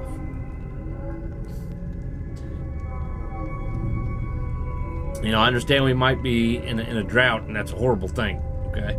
And it's like no matter how much rain we get, it's never enough. But part of the issue is overpopulation. There's too many people demanding too many resources. So the only way for us to have more resources is for there to be less people. Okay? So as far as this area, stop building communities and apartments. Just build a few single family homes here and there, instead of trying to be greedy and get as many people here paying taxes and whatnot, so you can pocket all the money, and then the people really have nothing. Because that's basically what's going on in today's world, is we pay taxes, but what exactly are we paying taxes for? We're not really getting anything in return. I remember the common thing growing up. They would say, you pay taxes to fix the roads. But the roads were never being fixed, or it'd be the same road all the time, and all the other roads would be neglected. And then they want to say, well, we need more money to fix more roads. No, you need to use the money properly that we're already giving you. Taxes it's a big lie. There's tons of things that people need, and it's not even going there. The other issue is, so hopefully it'll get better, fingers crossed. They're concerned that not enough people are having babies, not enough people are having kids. Apparently whatever rate or whatever is going down, and they don't like it, because the fewer people paying taxes. They don't make as much money. Greed once again. So they profit when there's more people. Not only that, is more people means less resources, which means prices of resources go up, and they once again make more money, because they're always going to be in control of the resources.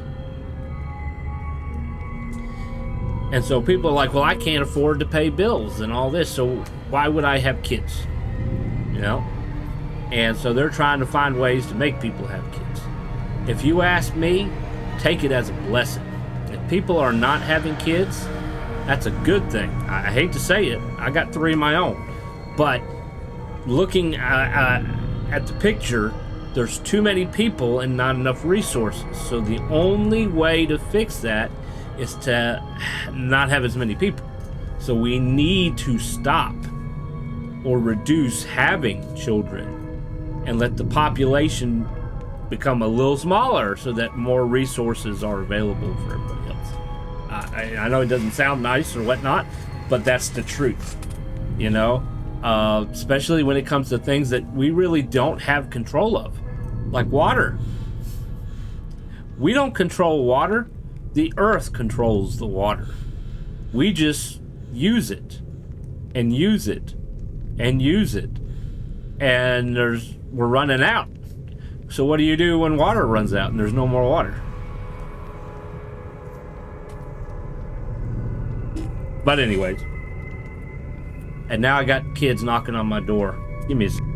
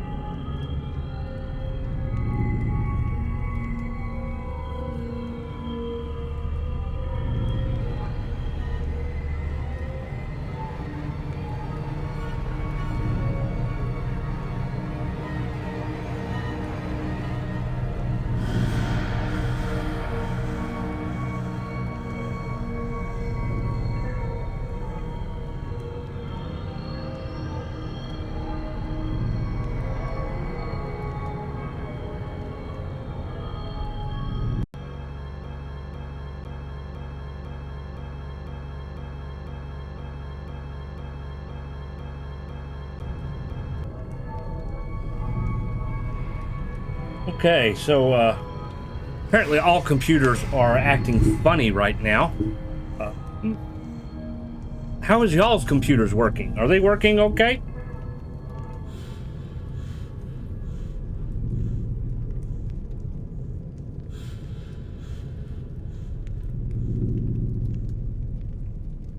I seem to still be live. I'm not sure how. So, alright, so I had gone downstairs back when we were on break because I was defrosting my freezer. It was sitting out in the driveway of a little freezer or whatever. And I brought it back inside because it was done. And then my daughters were having troubles with the TV because, you know, all TVs basically are smart TVs nowadays and you have to be connected to the internet. And so it wasn't loading, and so I turned TV off and then turned it back on, and then it was loading. However, they're now in their bedroom and not watching TV, so I'm assuming it's not working again. So then my son, he's homeschooled and he's a little bit behind, so he's had to do school this summer.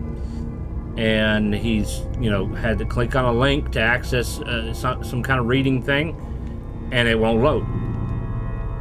Tried opening YouTube, it won't load. And all that stuff is run on Wi-Fi. My computer is the only one that has a wired connection.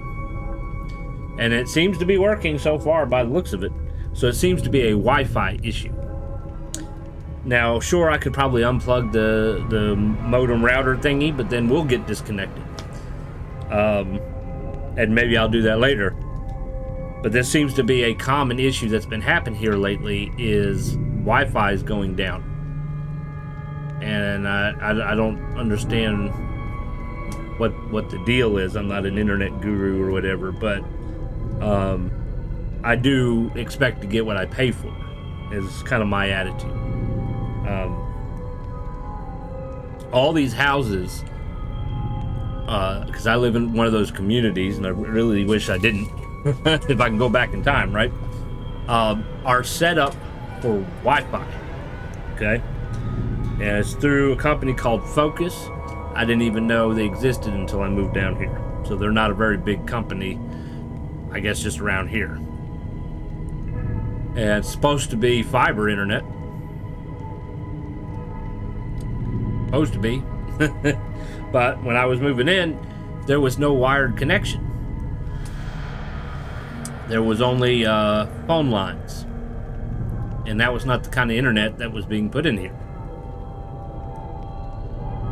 And so what they were going to do was they were going to set up the modem router thing in the garage. And that was going to supply the entire house with Wi-Fi. Keep in mind, these were all also kind of designed to be smart houses. You're supposed to be able to control the thermostat with your phone. You could have paid extra to have the Ring doorbell and all that security features and control it all with your phone, which I said no to. I'm not doing that. I'm a little bit more old school. My security alarm is a dog. And believe me, I'm going to know you're here before you even get in the door.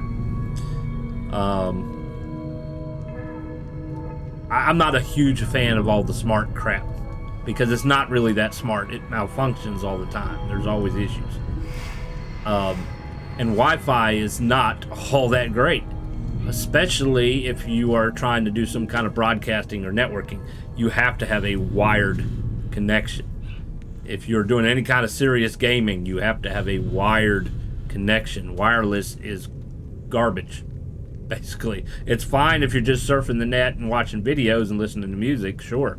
But if you're doing anything else, you're going to need a wired connection. So I talked to the guy and I'm like, I need wired connection. And luckily, my closet, which is also my office, where my computer is right above the garage. So he just drilled a hole and ran a line, and we put the modem in my closet. So that's how the computer is connected. But everything else in the house is all Wi-Fi. And apparently Wi-Fi is not working at the moment for whatever reason. I don't know.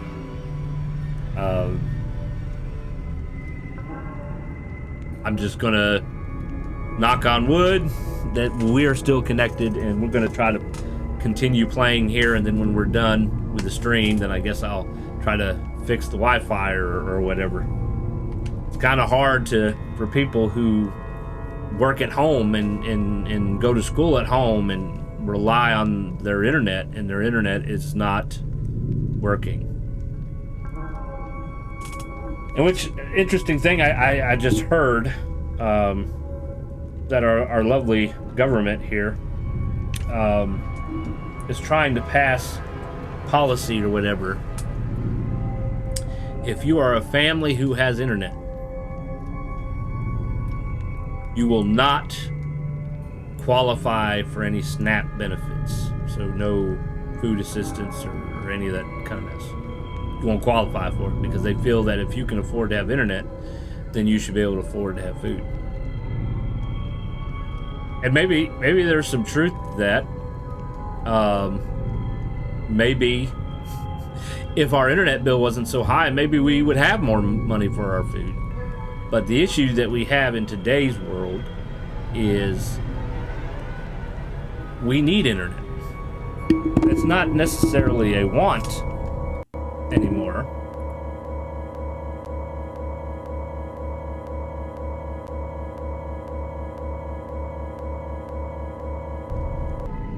Right. It's not necessarily a want anymore. It's kind of required. You go to school, you have to have internet to do your assignments. You need to pay bills. A lot of that is now online. We're even going to have to access our vehicle registration online in North Carolina. You will not get a card and a sticker. We talked about this yesterday. You're not going to get a card and sticker after October this year. So you're going to have to print your own card out or have it on your phone, which would be stupid because you don't want police having access to your phone. But you're going to need the internet to print that out. You need to apply for financial assistance, Medicaid, Medicare, all that mess, all required to go online. It's kind of, when I was growing up, they told you that driving is a privilege and it's not a need. Yes, it is. When you become an adult, you have to have a driver's license in a car, or you're probably not even going to get a job. I had that issue when I got out of high school and I was graduating college and I was trying to get a job. Nobody wants to hire you unless you have a driver's license in a car because their belief is you can't make it to work. You're not dependable unless you have a car. Even if you have somebody who can take you, even if you're using an Uber, the bus, or just live across the street and walking, they don't care. You have to have a driver's license in a car. It's no longer a privilege. It's no longer a luxury. It's no longer just a want. It is a need. It is a requirement now. So it's like if you want us to not need those things, then you're going to have to change the world so it's no longer a requirement. I grew up in a time before these. Okay? When I was a kid, we didn't have cell phones. And anybody who did, it was one of those big bulky things or like a bag phone that you plugged into your car. Most people walked around with beepers or pagers or whatever you want to call them, and then they had to find a phone somewhere. We played video games on Nintendo, Super Nintendo, PlayStation 1 and 2, no internet. Didn't have a computer for a long time. I think I was maybe in middle school, high school before we actually got a computer, and that was Windows 3.0. And then we upgraded to Windows 98, I think it was. And then over the years, obviously, we've moved up. But it was not a big thing. If you had to do a research paper, okay, schoolwork, whatever, you went to the library and you found the books, and then You know, in high school, obviously, the internet was a little bit more of a thing, and you could get information, but not like today. I mean, now everybody's asking AI for questions to answer questions. You know.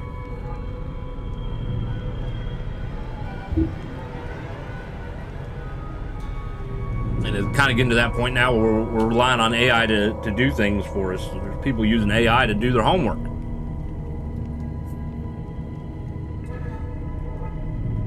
But, you know, if you don't want people to use those luxuries, then make it so they don't have to.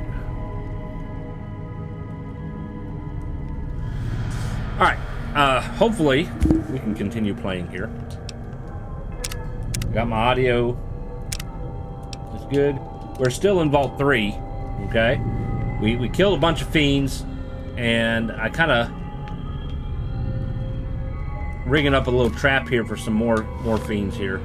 They can walk into these nice landmines. All right, so you're there. There's another door, like right here.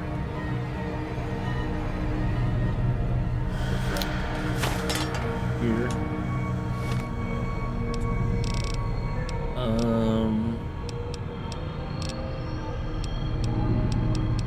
Let's go to here. I'm surprised they haven't tried to open the door yet. Nothing hiding in the corner. Can't access the computer.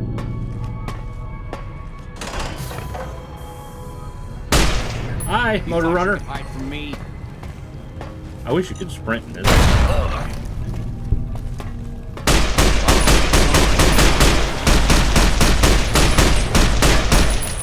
You like the sight of your own blood? Hi, Motor Runner. Got a chainsaw. I'm gonna take his helmet as a souvenir. What did that say? Was that wasn't a failure, was it?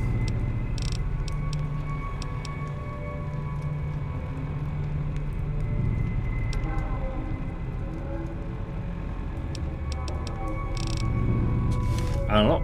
I don't know what that was.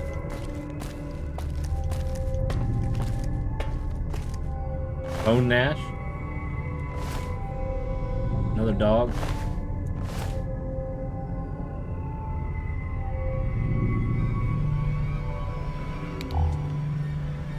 I do believe that's everybody. A reverse pulse cleaner.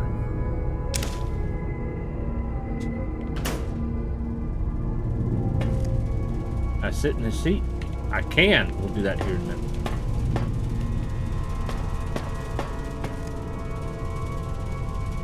But he thinks that he is the king of this vault.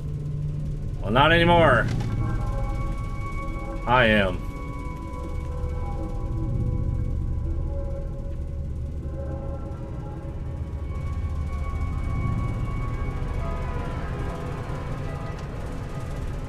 All right. What's that?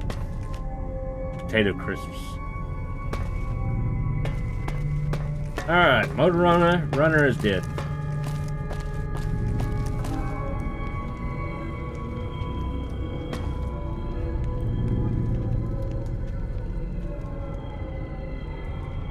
Where'd his body go?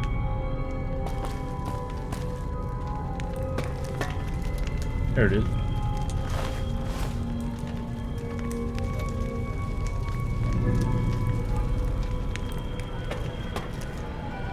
Remind me. Alright, we're done with Vault 3. Let's go talk to the Colonel.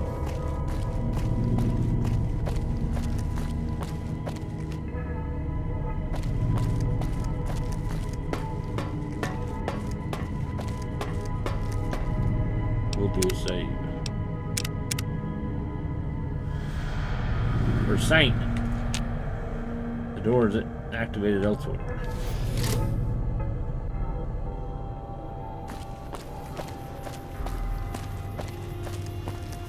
I think we can fast travel from here.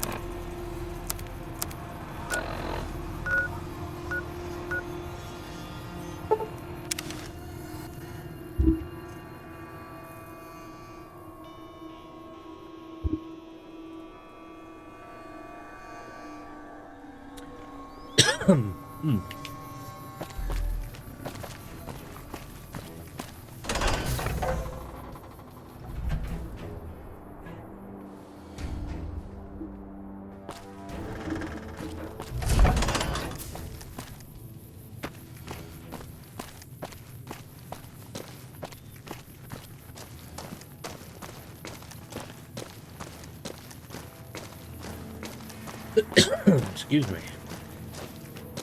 Heard you got cook. I hope you roasted that bastard with his own flamer.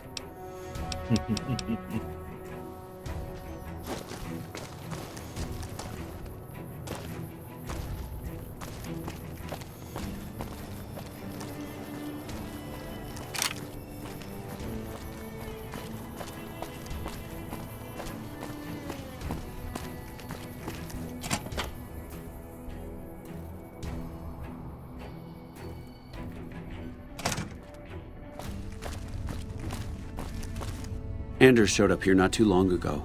I'm told you're the one who got him out of the vault. Can't tell you how relieved I am. Sending him on that mission was a mistake.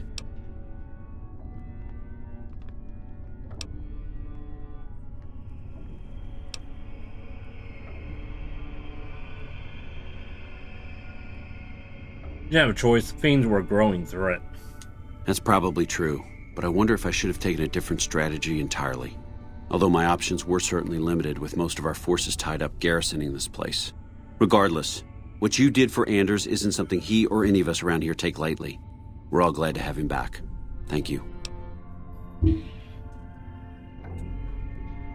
Motor Runner is dead. I brought his helmet as proof. Unbelievable. That man has given us so much grief since we set up here. This may be a major turning point for us. I can't tell you how many times we thought we'd taken him out, only to have him show up again later, taking more heads off of fallen troopers. This is for the bounty. And this is from a pool me and a lot of the soldiers around the base had going. You may not be in CR, but hey, it's only fair.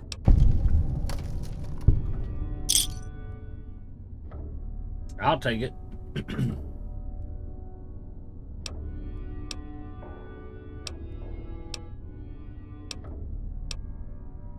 Bye.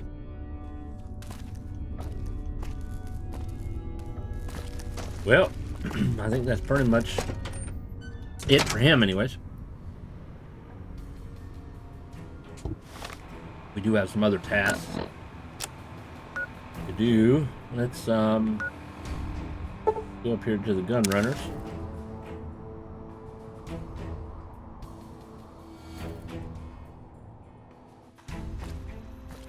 Hello.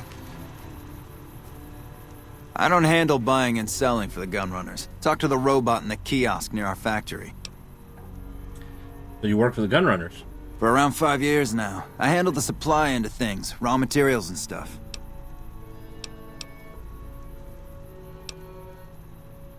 Who's in charge of the gun runners? Out here, we don't have bosses. Me, the gunsmiths, and the guards all know what we're supposed to be doing. Working for the gun runners is a sweet job. None of us would dare screw it up. Any chance I can get a tour of the gun runner factory? None whatsoever. Everything inside the fence is off limits, and the guards have strict orders to shoot to kill. A lot of our high-end weaponry comes from pre-war military schematics. If our competition got a hold of them, it'd be bad for business.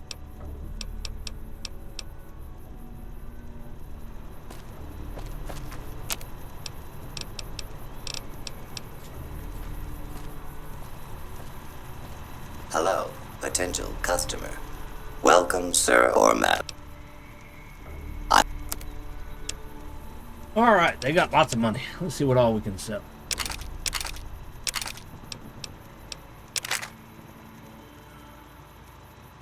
Throw it off the chainsaw. We don't need the combat knife. We can sell the flamer, grenade rifle, and the hunting rifle, power fist, shotgun. Hold on to one for souvenir's sake.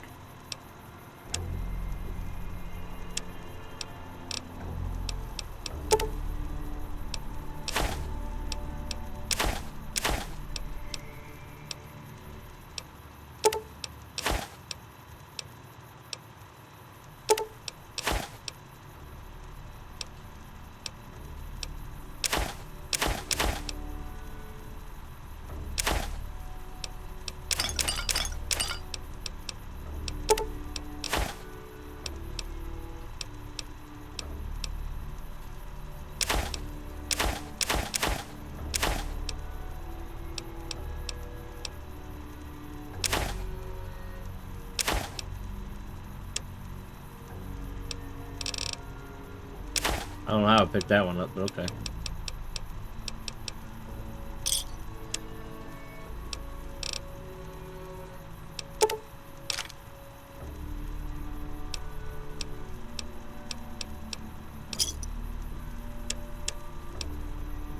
Alright, let's see what we got here.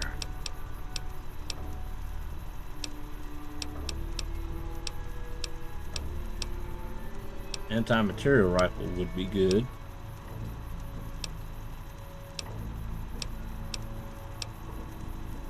Bozar.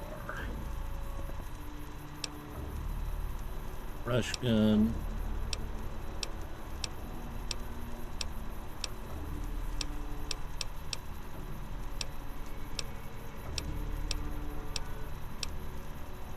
Shotgun.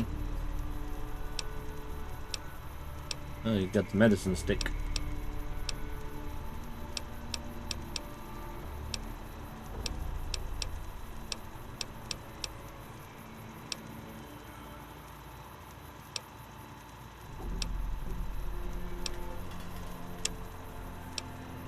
We do need some armor.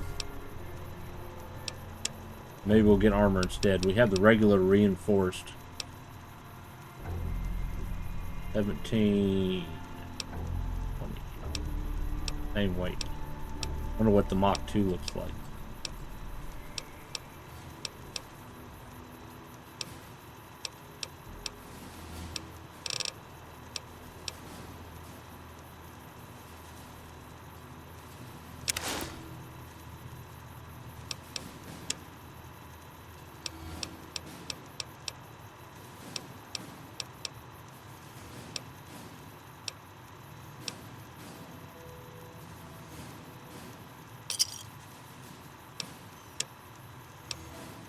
Only have the extra mags. Light bolt might be a good thing. See what else they got.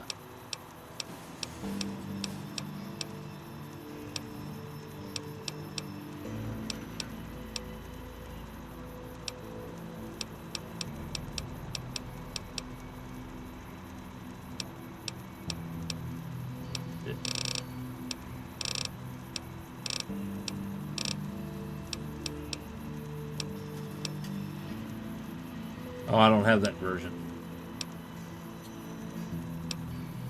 I don't have the gun runner version. That's not going to work.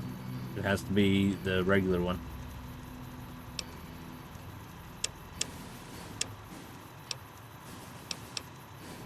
Oh, we can't quite get the anti-material rifle.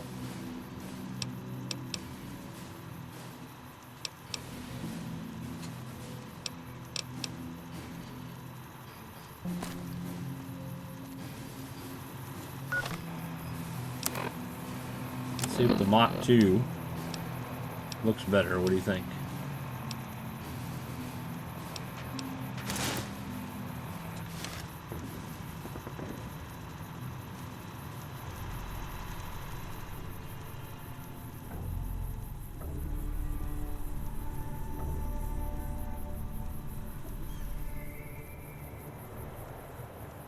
Slightly better. I guess it's got shorter sleeves.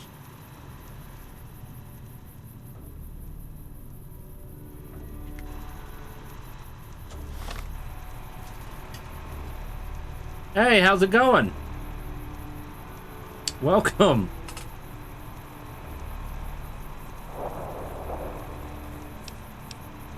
Well, we have to sell it because we can't repair it. Let's see. Hello. Welcome, sir or madam.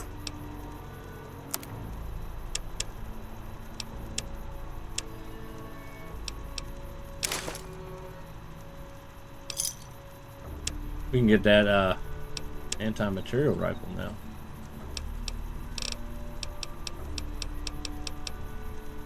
Let's have a look. So 41 and 81 in comparison to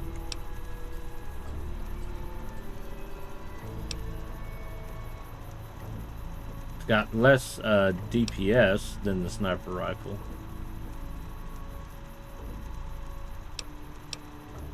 Damage is 28 compared to 81. It also weighs a lot more, and it's 50 mg. I don't have any of those bullets. So maybe we'll just hold off on that then. Yeah, we're in the 90s right now. I actually just got done defrosting my freezer. I have a smaller freezer or whatever. It stands about as tall, a little bit shorter than me. And it was covered in ice, and I hadn't defrosted it for a while. So I took it out in the driveway and opened it up. It probably sat there for maybe an hour and a half. When I went to check on it a little while ago, it's pretty much empty. But yeah, it's hot. We're in a drought, and so nobody's allowed to use water for much of anything. You know. Well, y'all are kind of a little bit north, to the north of us. We're a lot further south.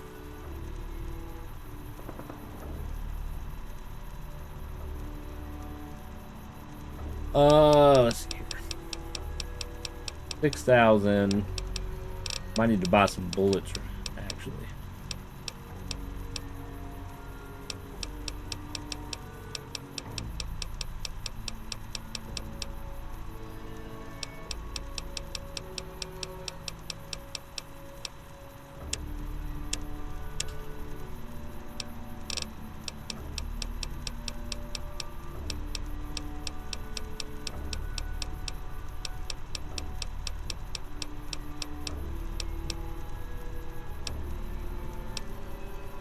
Yeah, I'm gonna need that when I do get it, though.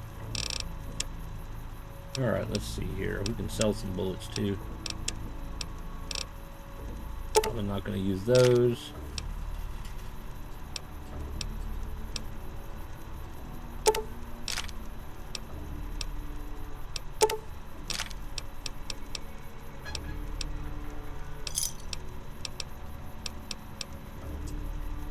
That's my 308s. I have 225.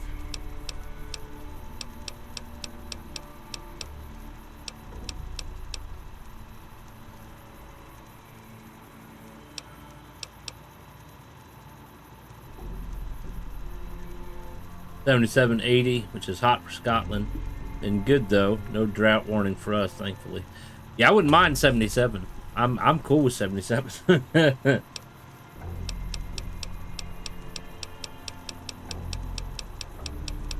I always like the 60s and the 70s.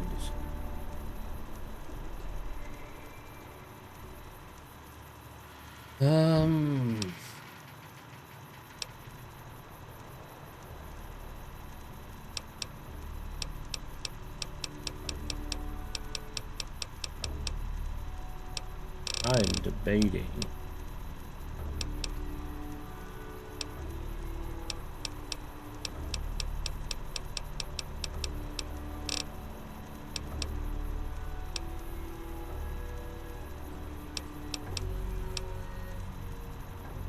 I was to get 40 of those, how much would that be?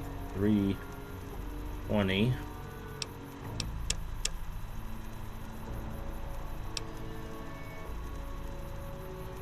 I definitely can't afford that right now.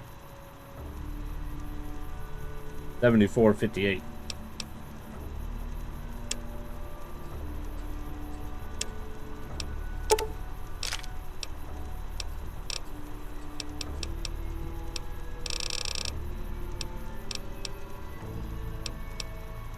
I just hold off.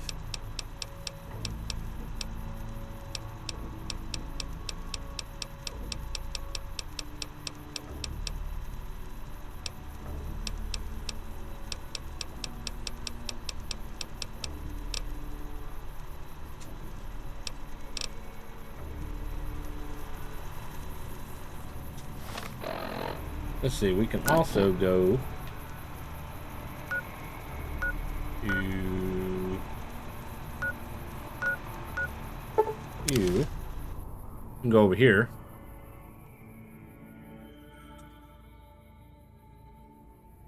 You ever go back playing PUBG? Played it a few months back with Milky, but didn't feel the same.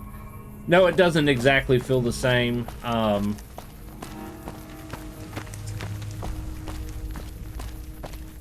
there's more bots in it now.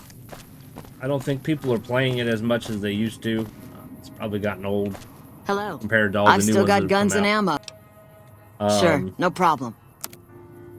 It's been a little while, but the last time I played it, there was more bots, which, you know, the pro of that is for us people who suck. At least we get some kills, right?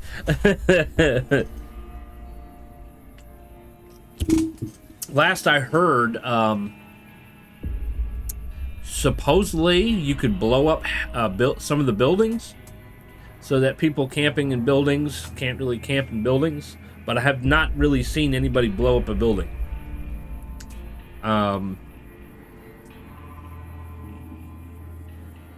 The issue that I kind of have is a lot of games that I used to be able to play, I'm having difficulties playing them because I only have 3 gigs of VRAM. And so I might be able to do PUBG on like low settings. Call of Duty is completely out of the question. Can't do that no more. Escape from Tarkov, can't do that anymore. I was enjoying Enshrouded. Can't play that anymore. But yeah,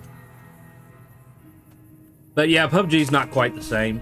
Honestly, I kind of miss it the way it was in the very beginning, when you actually could change your clothes and whatnot, because there was clothes laying on the ground and whatnot. So you could pick up, you know, so if you didn't have money to buy the skin to have, you know, permanently, you could pick it up off the ground, you know. Of course, they couldn't do that because, you know, they're not making as much money on skins. It's a way to encourage people to do those microtransactions. I felt the game run better. I mean, you have cheaters regardless, whatever, but I felt the game run better, and it just was a little bit more fun to me back then.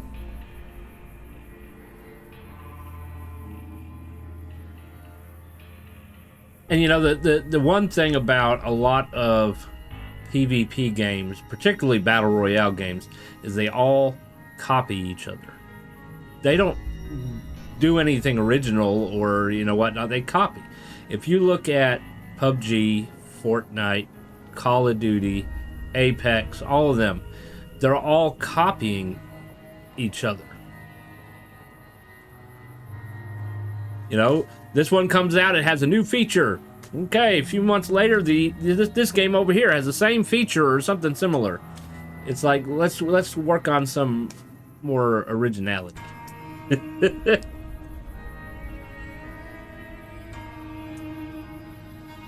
Although apparently Fortnite has a no build mode where you don't have to build.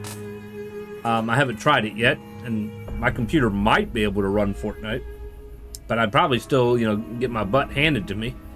I still remember the first time I played Fortnite, and I only played it a little bit. I couldn't get into the building thing. I'm ADHD, and I couldn't be all over the place. It's like, I don't know what's coming or going.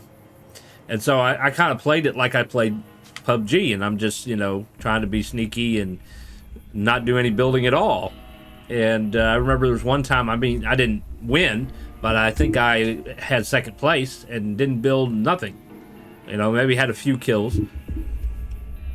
But it just seemed like Fortnite, each game has like its own, I guess, meta is what they call it.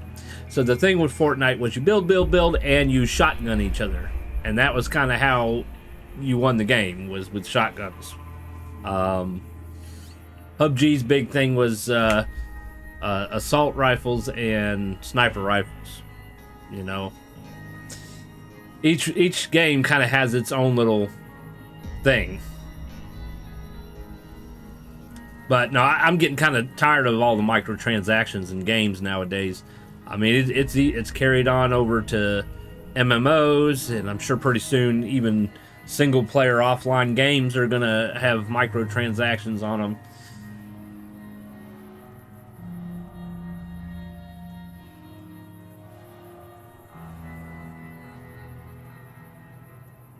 Yeah, you know, building's fine for like survival kind of games, but for that quick action, I'm not fast enough. I'm sorry. You know, it's the same thing with, you know, I'll watch people play and they'll snipe somebody at a great distance, and I'll be like squinting at the screen. And I'm like, how did you see that person? I didn't see anything. And it kind of makes you feel like they're cheating, because it's like, if you can't see them on the screen, how are you able to, you know, one-shot them with your sniper rifle, you know? And it's especially crazy in Call of Duty, okay? So I'm getting old. I'm lucky that I don't need glasses at the moment. I'm like the only one in my family who doesn't wear glasses. I'll probably get there one day, but people are sniping little black specks on the screen with iron sights in Call of Duty. Not even with a sniper scope. They put an iron sight on their sniper rifle and they snipe a little black pixel on the screen and one-shot that person.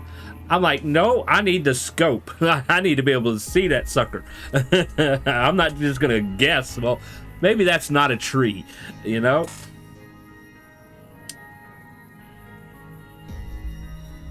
Yeah, you know, going on 42, we'll let the young people. You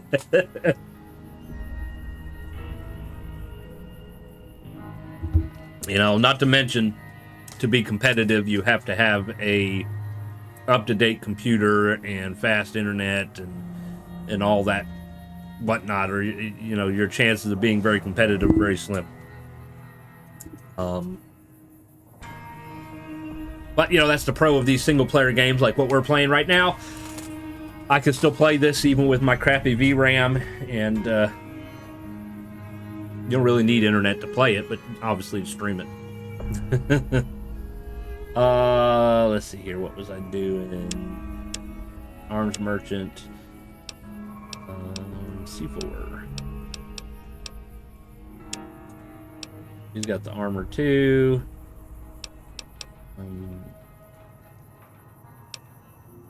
He doesn't have the other thing for the carbine. I already have the sniper rifle suppressor. And she doesn't have any bullets that I need.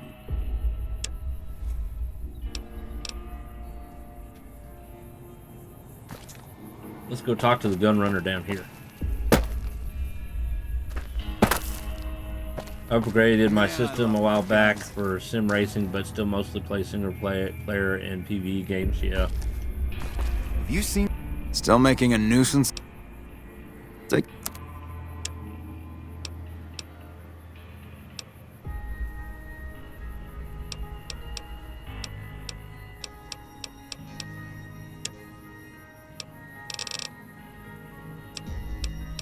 Let's see what you got. I don't have the gun runners version. Of course, that's probably all they sell because, you know, they are gun runners. There's the hunting rifle scope that I don't need anymore. Of course, we might have to try something. Let me see what else he has.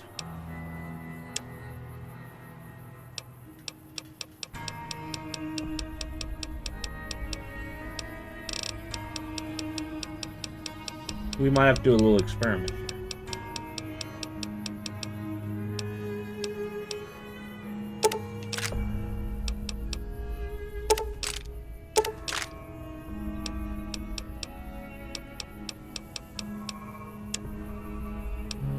Hunting rifle scope. And it's not gun runners. Give me a shout if you need anything else. You know what one of those anti-material rifles can do to a death claw? That a little hint for me? Alright, let's go back to Novak.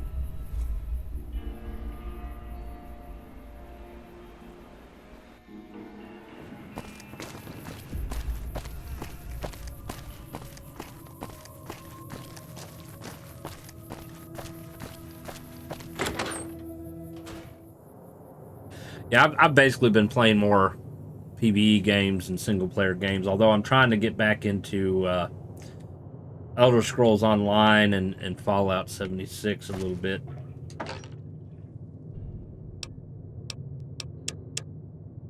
We can put our hat in there. Let's put the jumpsuit in here.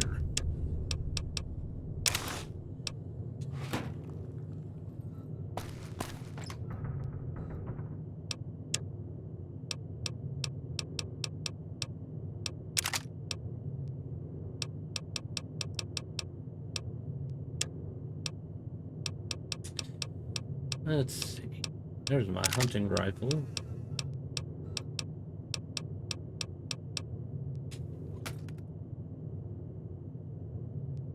How's the streaming been going anyway, man? Hardly on Twitch nowadays. I was tempted to go back to the old Satch XP channel, but it's just so much work.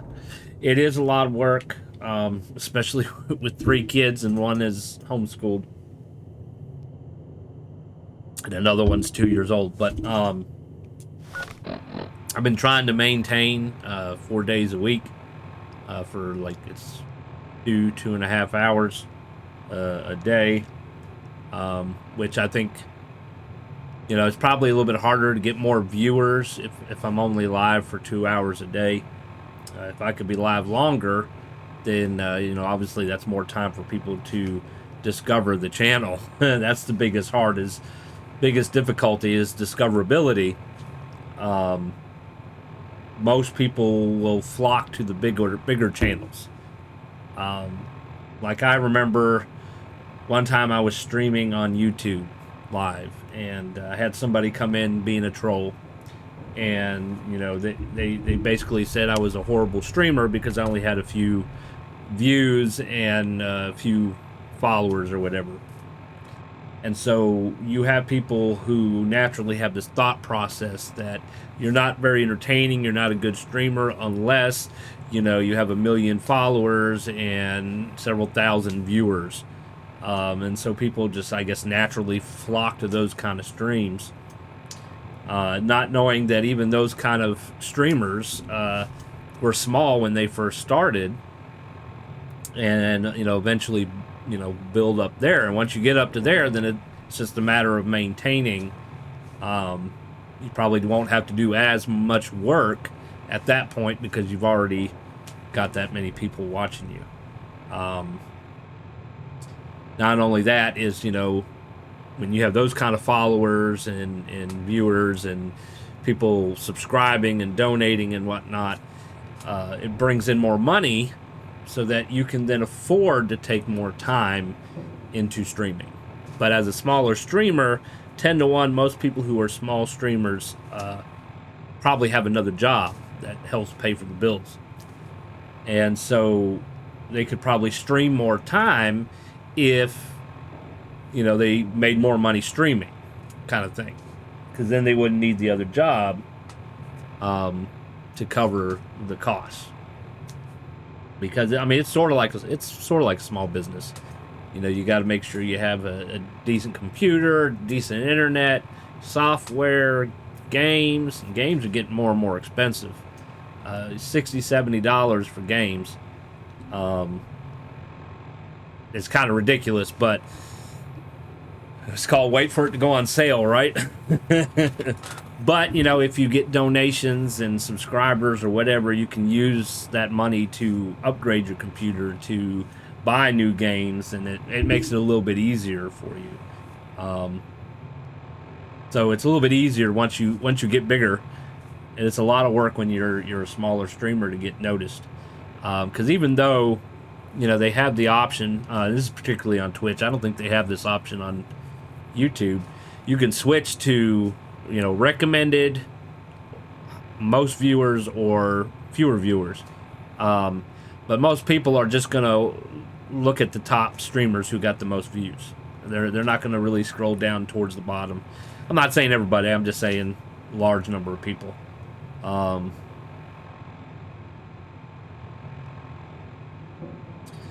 And you know, each platform kind of has its pros and cons. Live gaming was a lot better on YouTube when I first started. back in 2017. It had a better gaming platform, a little bit more similar to Twitch, but now it's not exactly easy finding live streamers playing games on YouTube. You can find their videos, but not necessarily their live unless you're subscribed to them. But if you're looking for something new, and then of course I guess it also depends on the game. One issue that I have is, I like a lot of role-playing games, so I want to see a video on Dragon Quest V. Okay, so click on Dragon Quest V, and there's usually like maybe 2 rows of people streaming, because it's not as, I guess, popular. And I have it set on my region, which is the United States, English. But the only streamers there are Japanese or Korean, and I can't understand a word that they're saying or the text on the screen for that matter. And it's like, but this is supposed to be my region. So where are my region? It's like YouTube is a little buggy when it comes to that. Well, I was doing some multi-streaming, but the kind of the issue I'm having is the VRAM issue, the 3 gigs of VRAM, as well as Twitch not wanting to transcode. So the way I'm doing it now is I have the setting in OBS that will allow my computer to basically transcode myself. OBS and Twitch did something together, and that was a option for people who didn't get transcoded. And so I use that.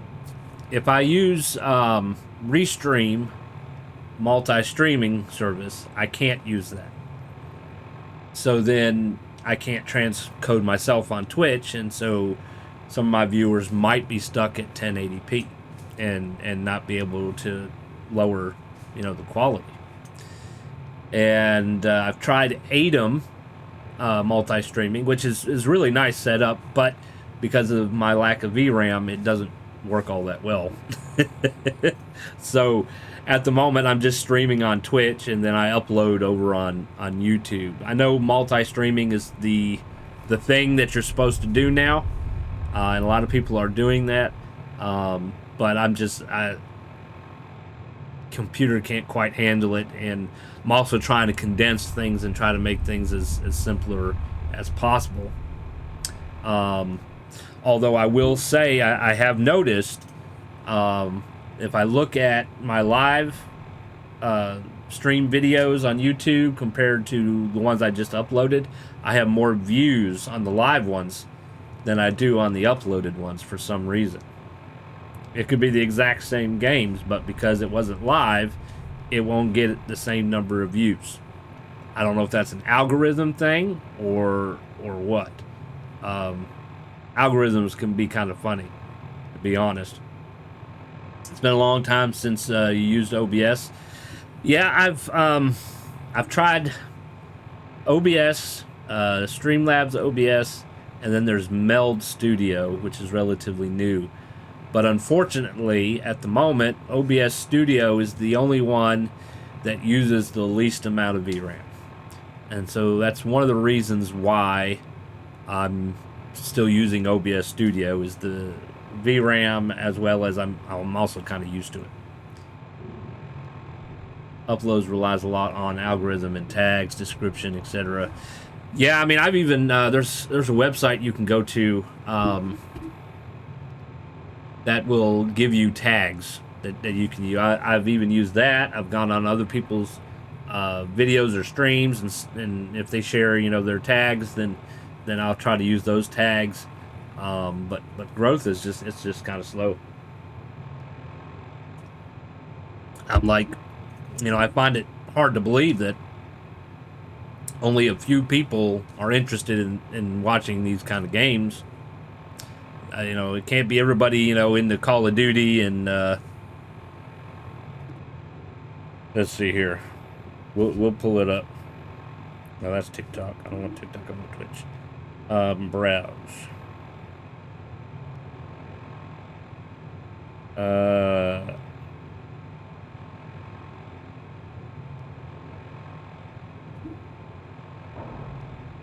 Where are... I want to look at the channels that I'm following. I'm trying to use my phone, that way I'm not using VRAM on my computer.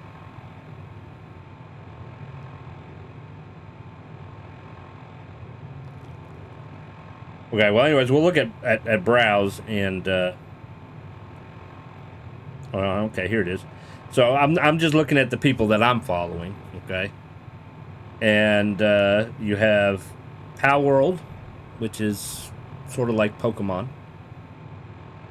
I haven't tried it yet, but I've heard it's good. Escape from Tarkov is a popular one. There's a new one called The Mound. I'm not going to try to pronounce the rest of it. Resident Evil 6. Hunt Showdown. Hey, we got a sub. Thank you. I appreciate that, Satch. All right. I think that's 2 subs this month. Let's see here. What about Streamlabs OBS? You tried that? I used to be more PC friendly. That was a long time ago, though. Yeah, believe it or not, Streamlabs OBS actually uses more VRAM, from what I've read. I mean, I can always, give it a try. I don't think it's going to be much different than what I'm already experiencing. Marvel Rivals is a fairly popular one. Arena Breakout. Most of these are PvP, Battlefield. Somebody's playing The Legend of Zelda: Ocarina of Time. That brings back some memories. They got 940 viewers at the moment. Rainbow Six. Assassin's Creed.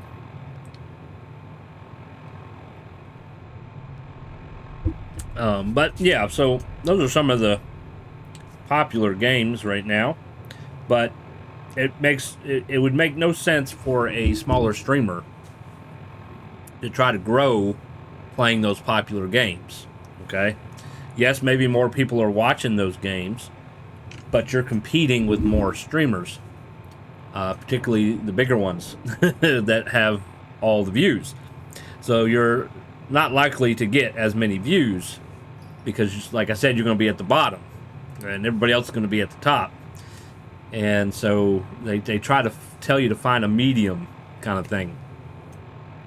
I like to play a lot of retro games that I grew up on, in a means to reminisce, nostalgia kind of thing, but also to meet people who also grew up with it and talk about our experiences, maybe our childhood some.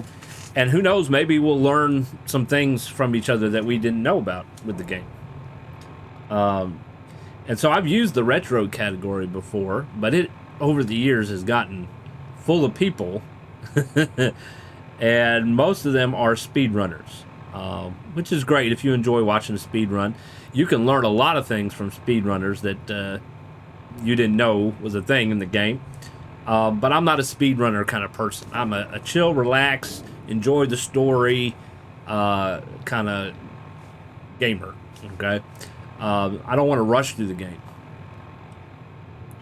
Maybe that's boring to some people because we're just kind of playing, and sure, anybody can play, a game themselves if they want.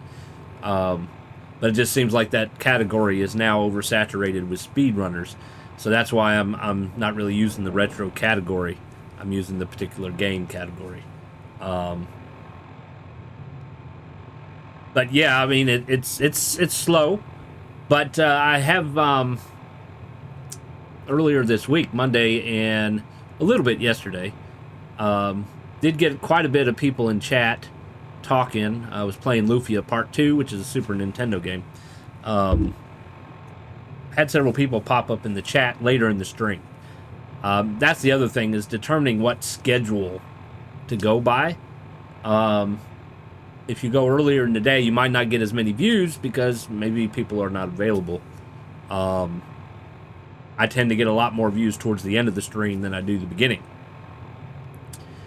Now, right now, I'm kind of in summer, so I stream a little bit longer than I usually do because I don't have to pick my daughter up from school. So I don't have to sit in the line at the school. So sometimes I, stream a little bit longer, like today. But usually I end stream at 2:30 because I have to go to pick her up. My issue is I have 3 kids and obligations. I can only stream at certain times. So I stream between 12 and 2:30 because it gives me a chance to get things done in the morning and get my son's school going. And then I get off and I go pick up my daughter. Then it's come home and it's trying to get, dinner ready and whatnot for when my wife comes home. And that's kind of how life is. I could potentially stay up late at night, but then I would probably be falling asleep while live. I've had moments like that before where the eyes are closing. I don't know, if you go on YouTube, you might see a few videos on YouTube where you can see me on particularly the PlayStation. They would be real old videos though, because I don't have a camera for PlayStation 5. But you can see the eyes are closing, and I'm falling asleep, and then I usually end the stream shortly after. Same kind of thing. I could wake up really early and do it, but I probably would also be tired. Not to mention how many people are up that early in the morning as well.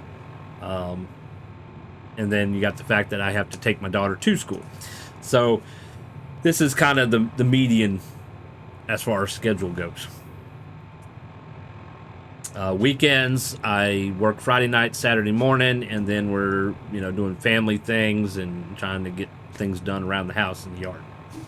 So, let's see here.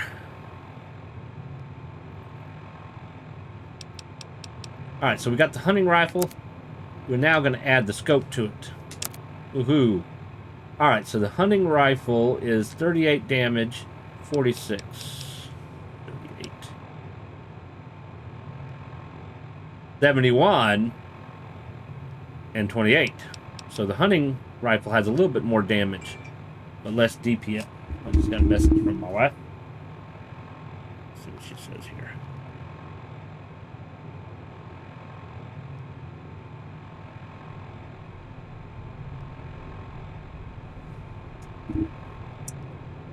Alright, so the hunting rifle does a little bit more damage. Now, the reason why I went ahead and bought that scope...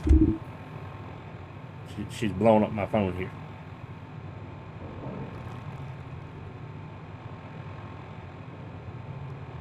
You're talking about her work schedule. She's got to work Saturday, August 22nd. Sometimes they have her work on Saturdays. Which, when that happens, I have to cancel class. I teach a karate class on Saturday mornings. I have to cancel class so that I can be home to watch the kids, because I've got nobody to watch the kids. So I can always potentially stream those mornings, but that would be before 12. She only works half a day. And then she mentioned she's going to try to get my birthday and our anniversary off. Woohoo! All right, so sniper rifle looks pretty cool. Look at that. Doesn't that look cool? Let's see if we can pan around here. Look at that. Doesn't that look cool? There's a mod for that to have it in Fallout 4, by the way. How's the karate school? That's also kind of slow.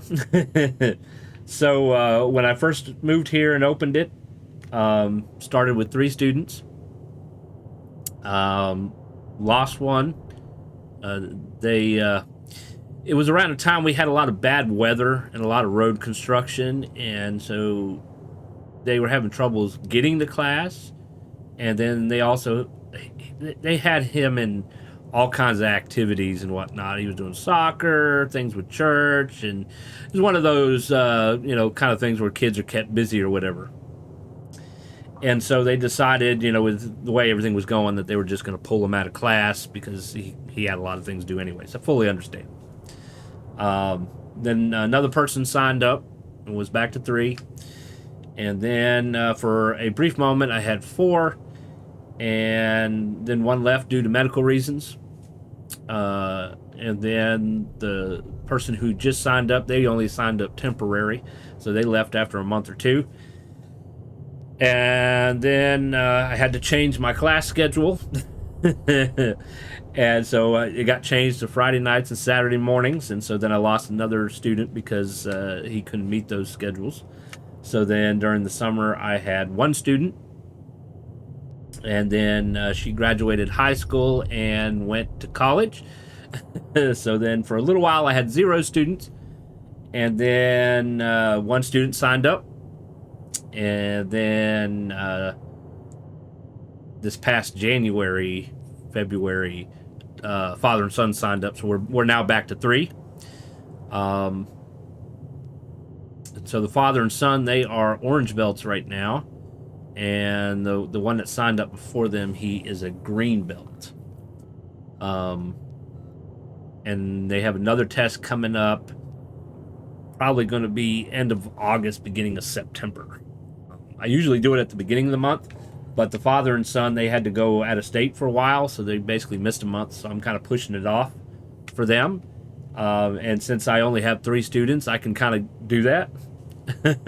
If I had 30 students, I couldn't do that just for 2 students. So I guess that's one of the pros of having a smaller class, is a little bit more flexible. I'm looking at different locations as well, because we've been doing this for 2 years now and just kind of sticking around 3 students. So I'm thinking maybe trying to find a different location, maybe bringing more people. I do the belt grading myself. So I trained mostly in Siler City, North Carolina, under my master instructor. She was a 7th degree black belt. She trained under a 9th degree grandmaster from Korea. I met him once. So she promoted me to 3rd Dan. And then she kind of retired and left the school to her next highest rank, which usually that's what happens traditionally. However, he, long story short, ended up with some legal issues and had to sell the building to cover his legal costs. It was nothing relating to the karate school. But to protect the school from looking bad, I guess, in a sense, he stepped down. And we only had one other location, and so the instructor that was teaching there, she was a 3rd Dan, just like me. She stepped up and she's running the school now. She got promoted to 4th Dan shortly after. And so she's the highest rank of the school. We had another 5th Dan, but he... A lot of the black belts stopped training after COVID, particularly the older ones, and the 5th Dan was one of the ones that kind of stopped training after COVID. You get out of it for a while, especially when you're older. It's kind of harder to get back into. So there's just 2 4th Dans. Those are the highest rank in the school. And then I moved down here, which is like, we'll say, probably about 3 hours away. So I can't really train there anymore. I was never promoted to 4th Dan, even though I was due for it. I should have been promoted to 4th Dan back in 2020. And so I talked to my instructor about it. And, she, I kind of mentioned, I don't really want to bring it up because you're not really supposed to. But, it's 2026 and I should have been tested or had the opportunity to test for 4th Dan in 2020 and then 5th Dan in 2025. And that I was eager to learn more so that I could teach my students more. Plus, the higher rank I am, the higher rank I can promote them to. And she basically, you know, told me that she was, you know, retired. She wasn't teaching anymore, so she couldn't really help me. And I understand that. She has dedicated her life to her school back when, you know, she was teaching for many, many, many years, probably over 40 years. So I understand that completely. And she told me to try to check with her master instructor. But once again, that's over 3 hours away, and he's not very active technologically with emails and messaging and whatnot. So I'm a third Dan, and so my solution, and it's one that's kind of frowned upon in the martial art world, but sometimes you have to make decisions that aren't always pretty. So you kind of you feel like you're going in three different directions. This is kind of how I feel. I feel like I'm being pulled in three different directions. Being pulled by following tradition, being pulled by giving my students and the school what it needs, and being pulled by the fact I need to also give myself what I need. So I pretty much have decided I'm going to train myself. I've already taught myself the next form, or kata. Korean, we call them hyungs, because we particularly practice Tung Sudo. I've already taught myself the fourth Dan Hyung. I went on YouTube, and there was a video there by my instructor's school. He had several instructors that were making form videos. And that's basically where my training came from anyways. And so I spent about an hour and a half and taught myself the form. So now I just need to like shape it up and work on the technique and make it look better, basically. And so I'm considering basically testing myself, which is interesting because I'm the highest rank in my school. There's no other black belts at the moment in my school, but my students have a test coming up. I'm feeling I'm going to go ahead and test myself for fourth Dan, and I will, you know, do it completely honestly. If I feel I'm not ready for it, I'm not gonna do that. And then I think I'm gonna wait about a year and test myself for fifth Dan, you know, depending on how quick I pick up the material. And like I said, I'm gonna be completely honest and true about it. I'm not gonna just give it to myself just to have it. I want to make sure that I feel that I've earned it. If I've got nobody available to teach me what I need to know, then I'm going to teach myself. And with technology today and YouTube and videos, you can do that. I mean, there's some schools, they have classes online that you can pay for and learn online. I think those kind of classes work better for people who already have trained. Like if you're a black belt, it's a little bit easier to learn distance if you've already learned all the basics, basically. So what's the difference between degrees? Okay, so when you get your black belt, you start as a first degree, you wait 2 years, you test for your second degree, 3 years, third, and so forth. You don't learn any new kicks. You don't learn any new blocks. All that you learned before you got your black belt. Okay, so in our case, red belt, or first GUP, was your last belt learning new kicks and whatnot. So as a black belt, you're learning black belt forms, and you are maybe learning, you know, and gaining experience in sparring and self-defense and stuff like that. Once you get to black belt, it's a lot of time and experience and dedication to the style, teaching, running the school, especially as you get higher rank. It's more about that and not as much about material. And so that's basically what I'm focusing on. I'm going to focus on form. I'm going to focus on teaching. And I'm going to promote myself, basically, is what I'm going to do. I'm going to consider it like honorary. So in my school, I would be a 4th Dan. Other schools, maybe not. It all depends on the school. Obviously, where I train, if I was to go back to their class, I would be a 3rd Dan, because that's what they tested me at. So it would be predominantly just for my school, in which there are people who do get honorary black belts, like our president. He hasn't trained a day in his life, and they've given him an honorary 9th degree black belt. I mean, I can understand giving him an honorary 1st degree black belt, but not 9th degree. My instructor actually, a couple times, gave honorary 1st degree black belts to black belts' wives for, you know, helping out the school and being supportive of their husbands. So it's possible. We're going to see how it goes.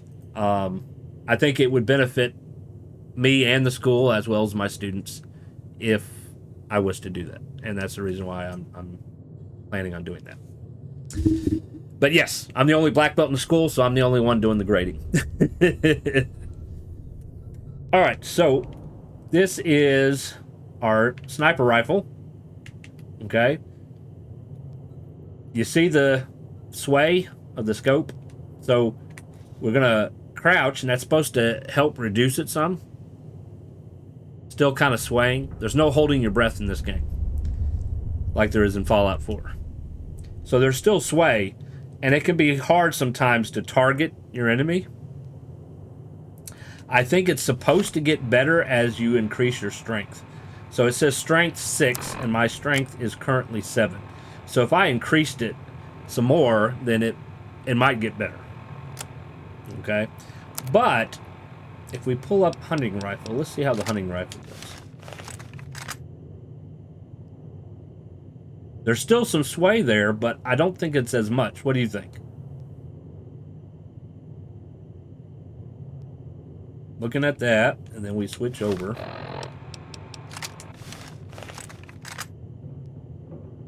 Yeah, there's a lot more sway on the sniper rifle. So, it might be harder to acquire my target.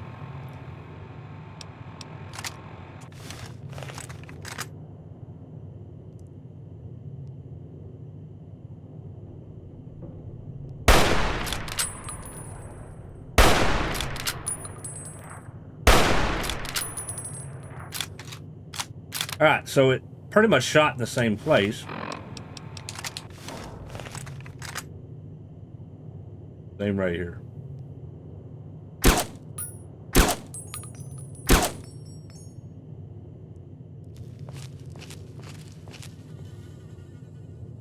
I mean, it was fairly close to the same place, but I think it probably moved a little bit. That's why the hole's bigger.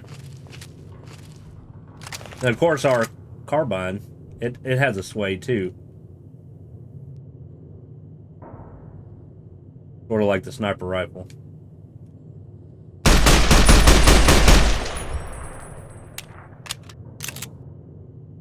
Huh. I don't know. Maybe we'll just stick with the sniper rifle for now.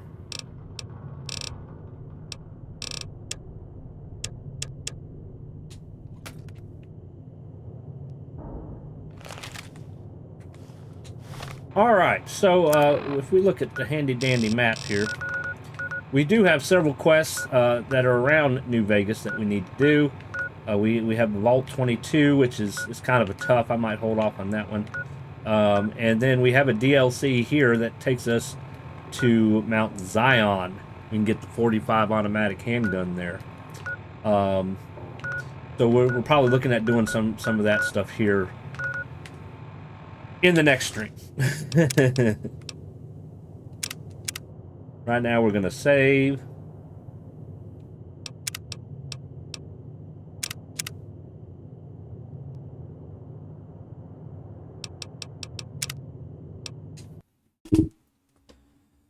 All right, that is all the time that I have left.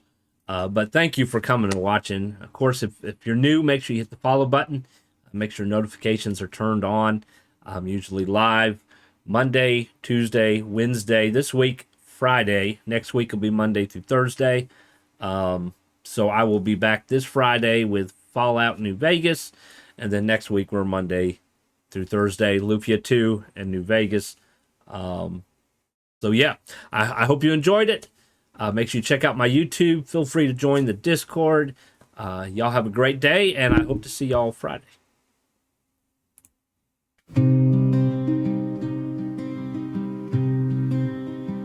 Dust devils dance across the baked land.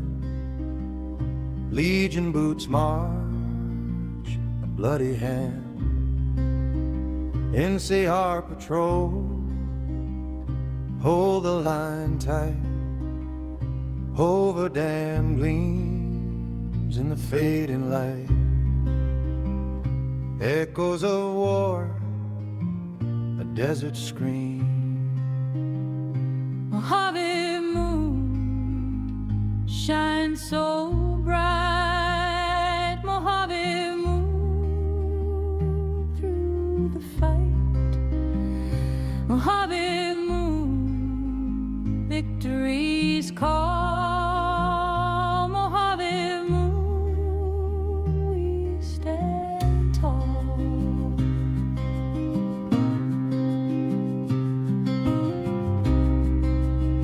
Sand in my teeth, gun in my grip.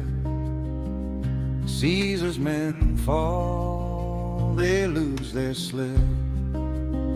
NCR strong, our flag unfurled. Mojave's ours, a brand new world.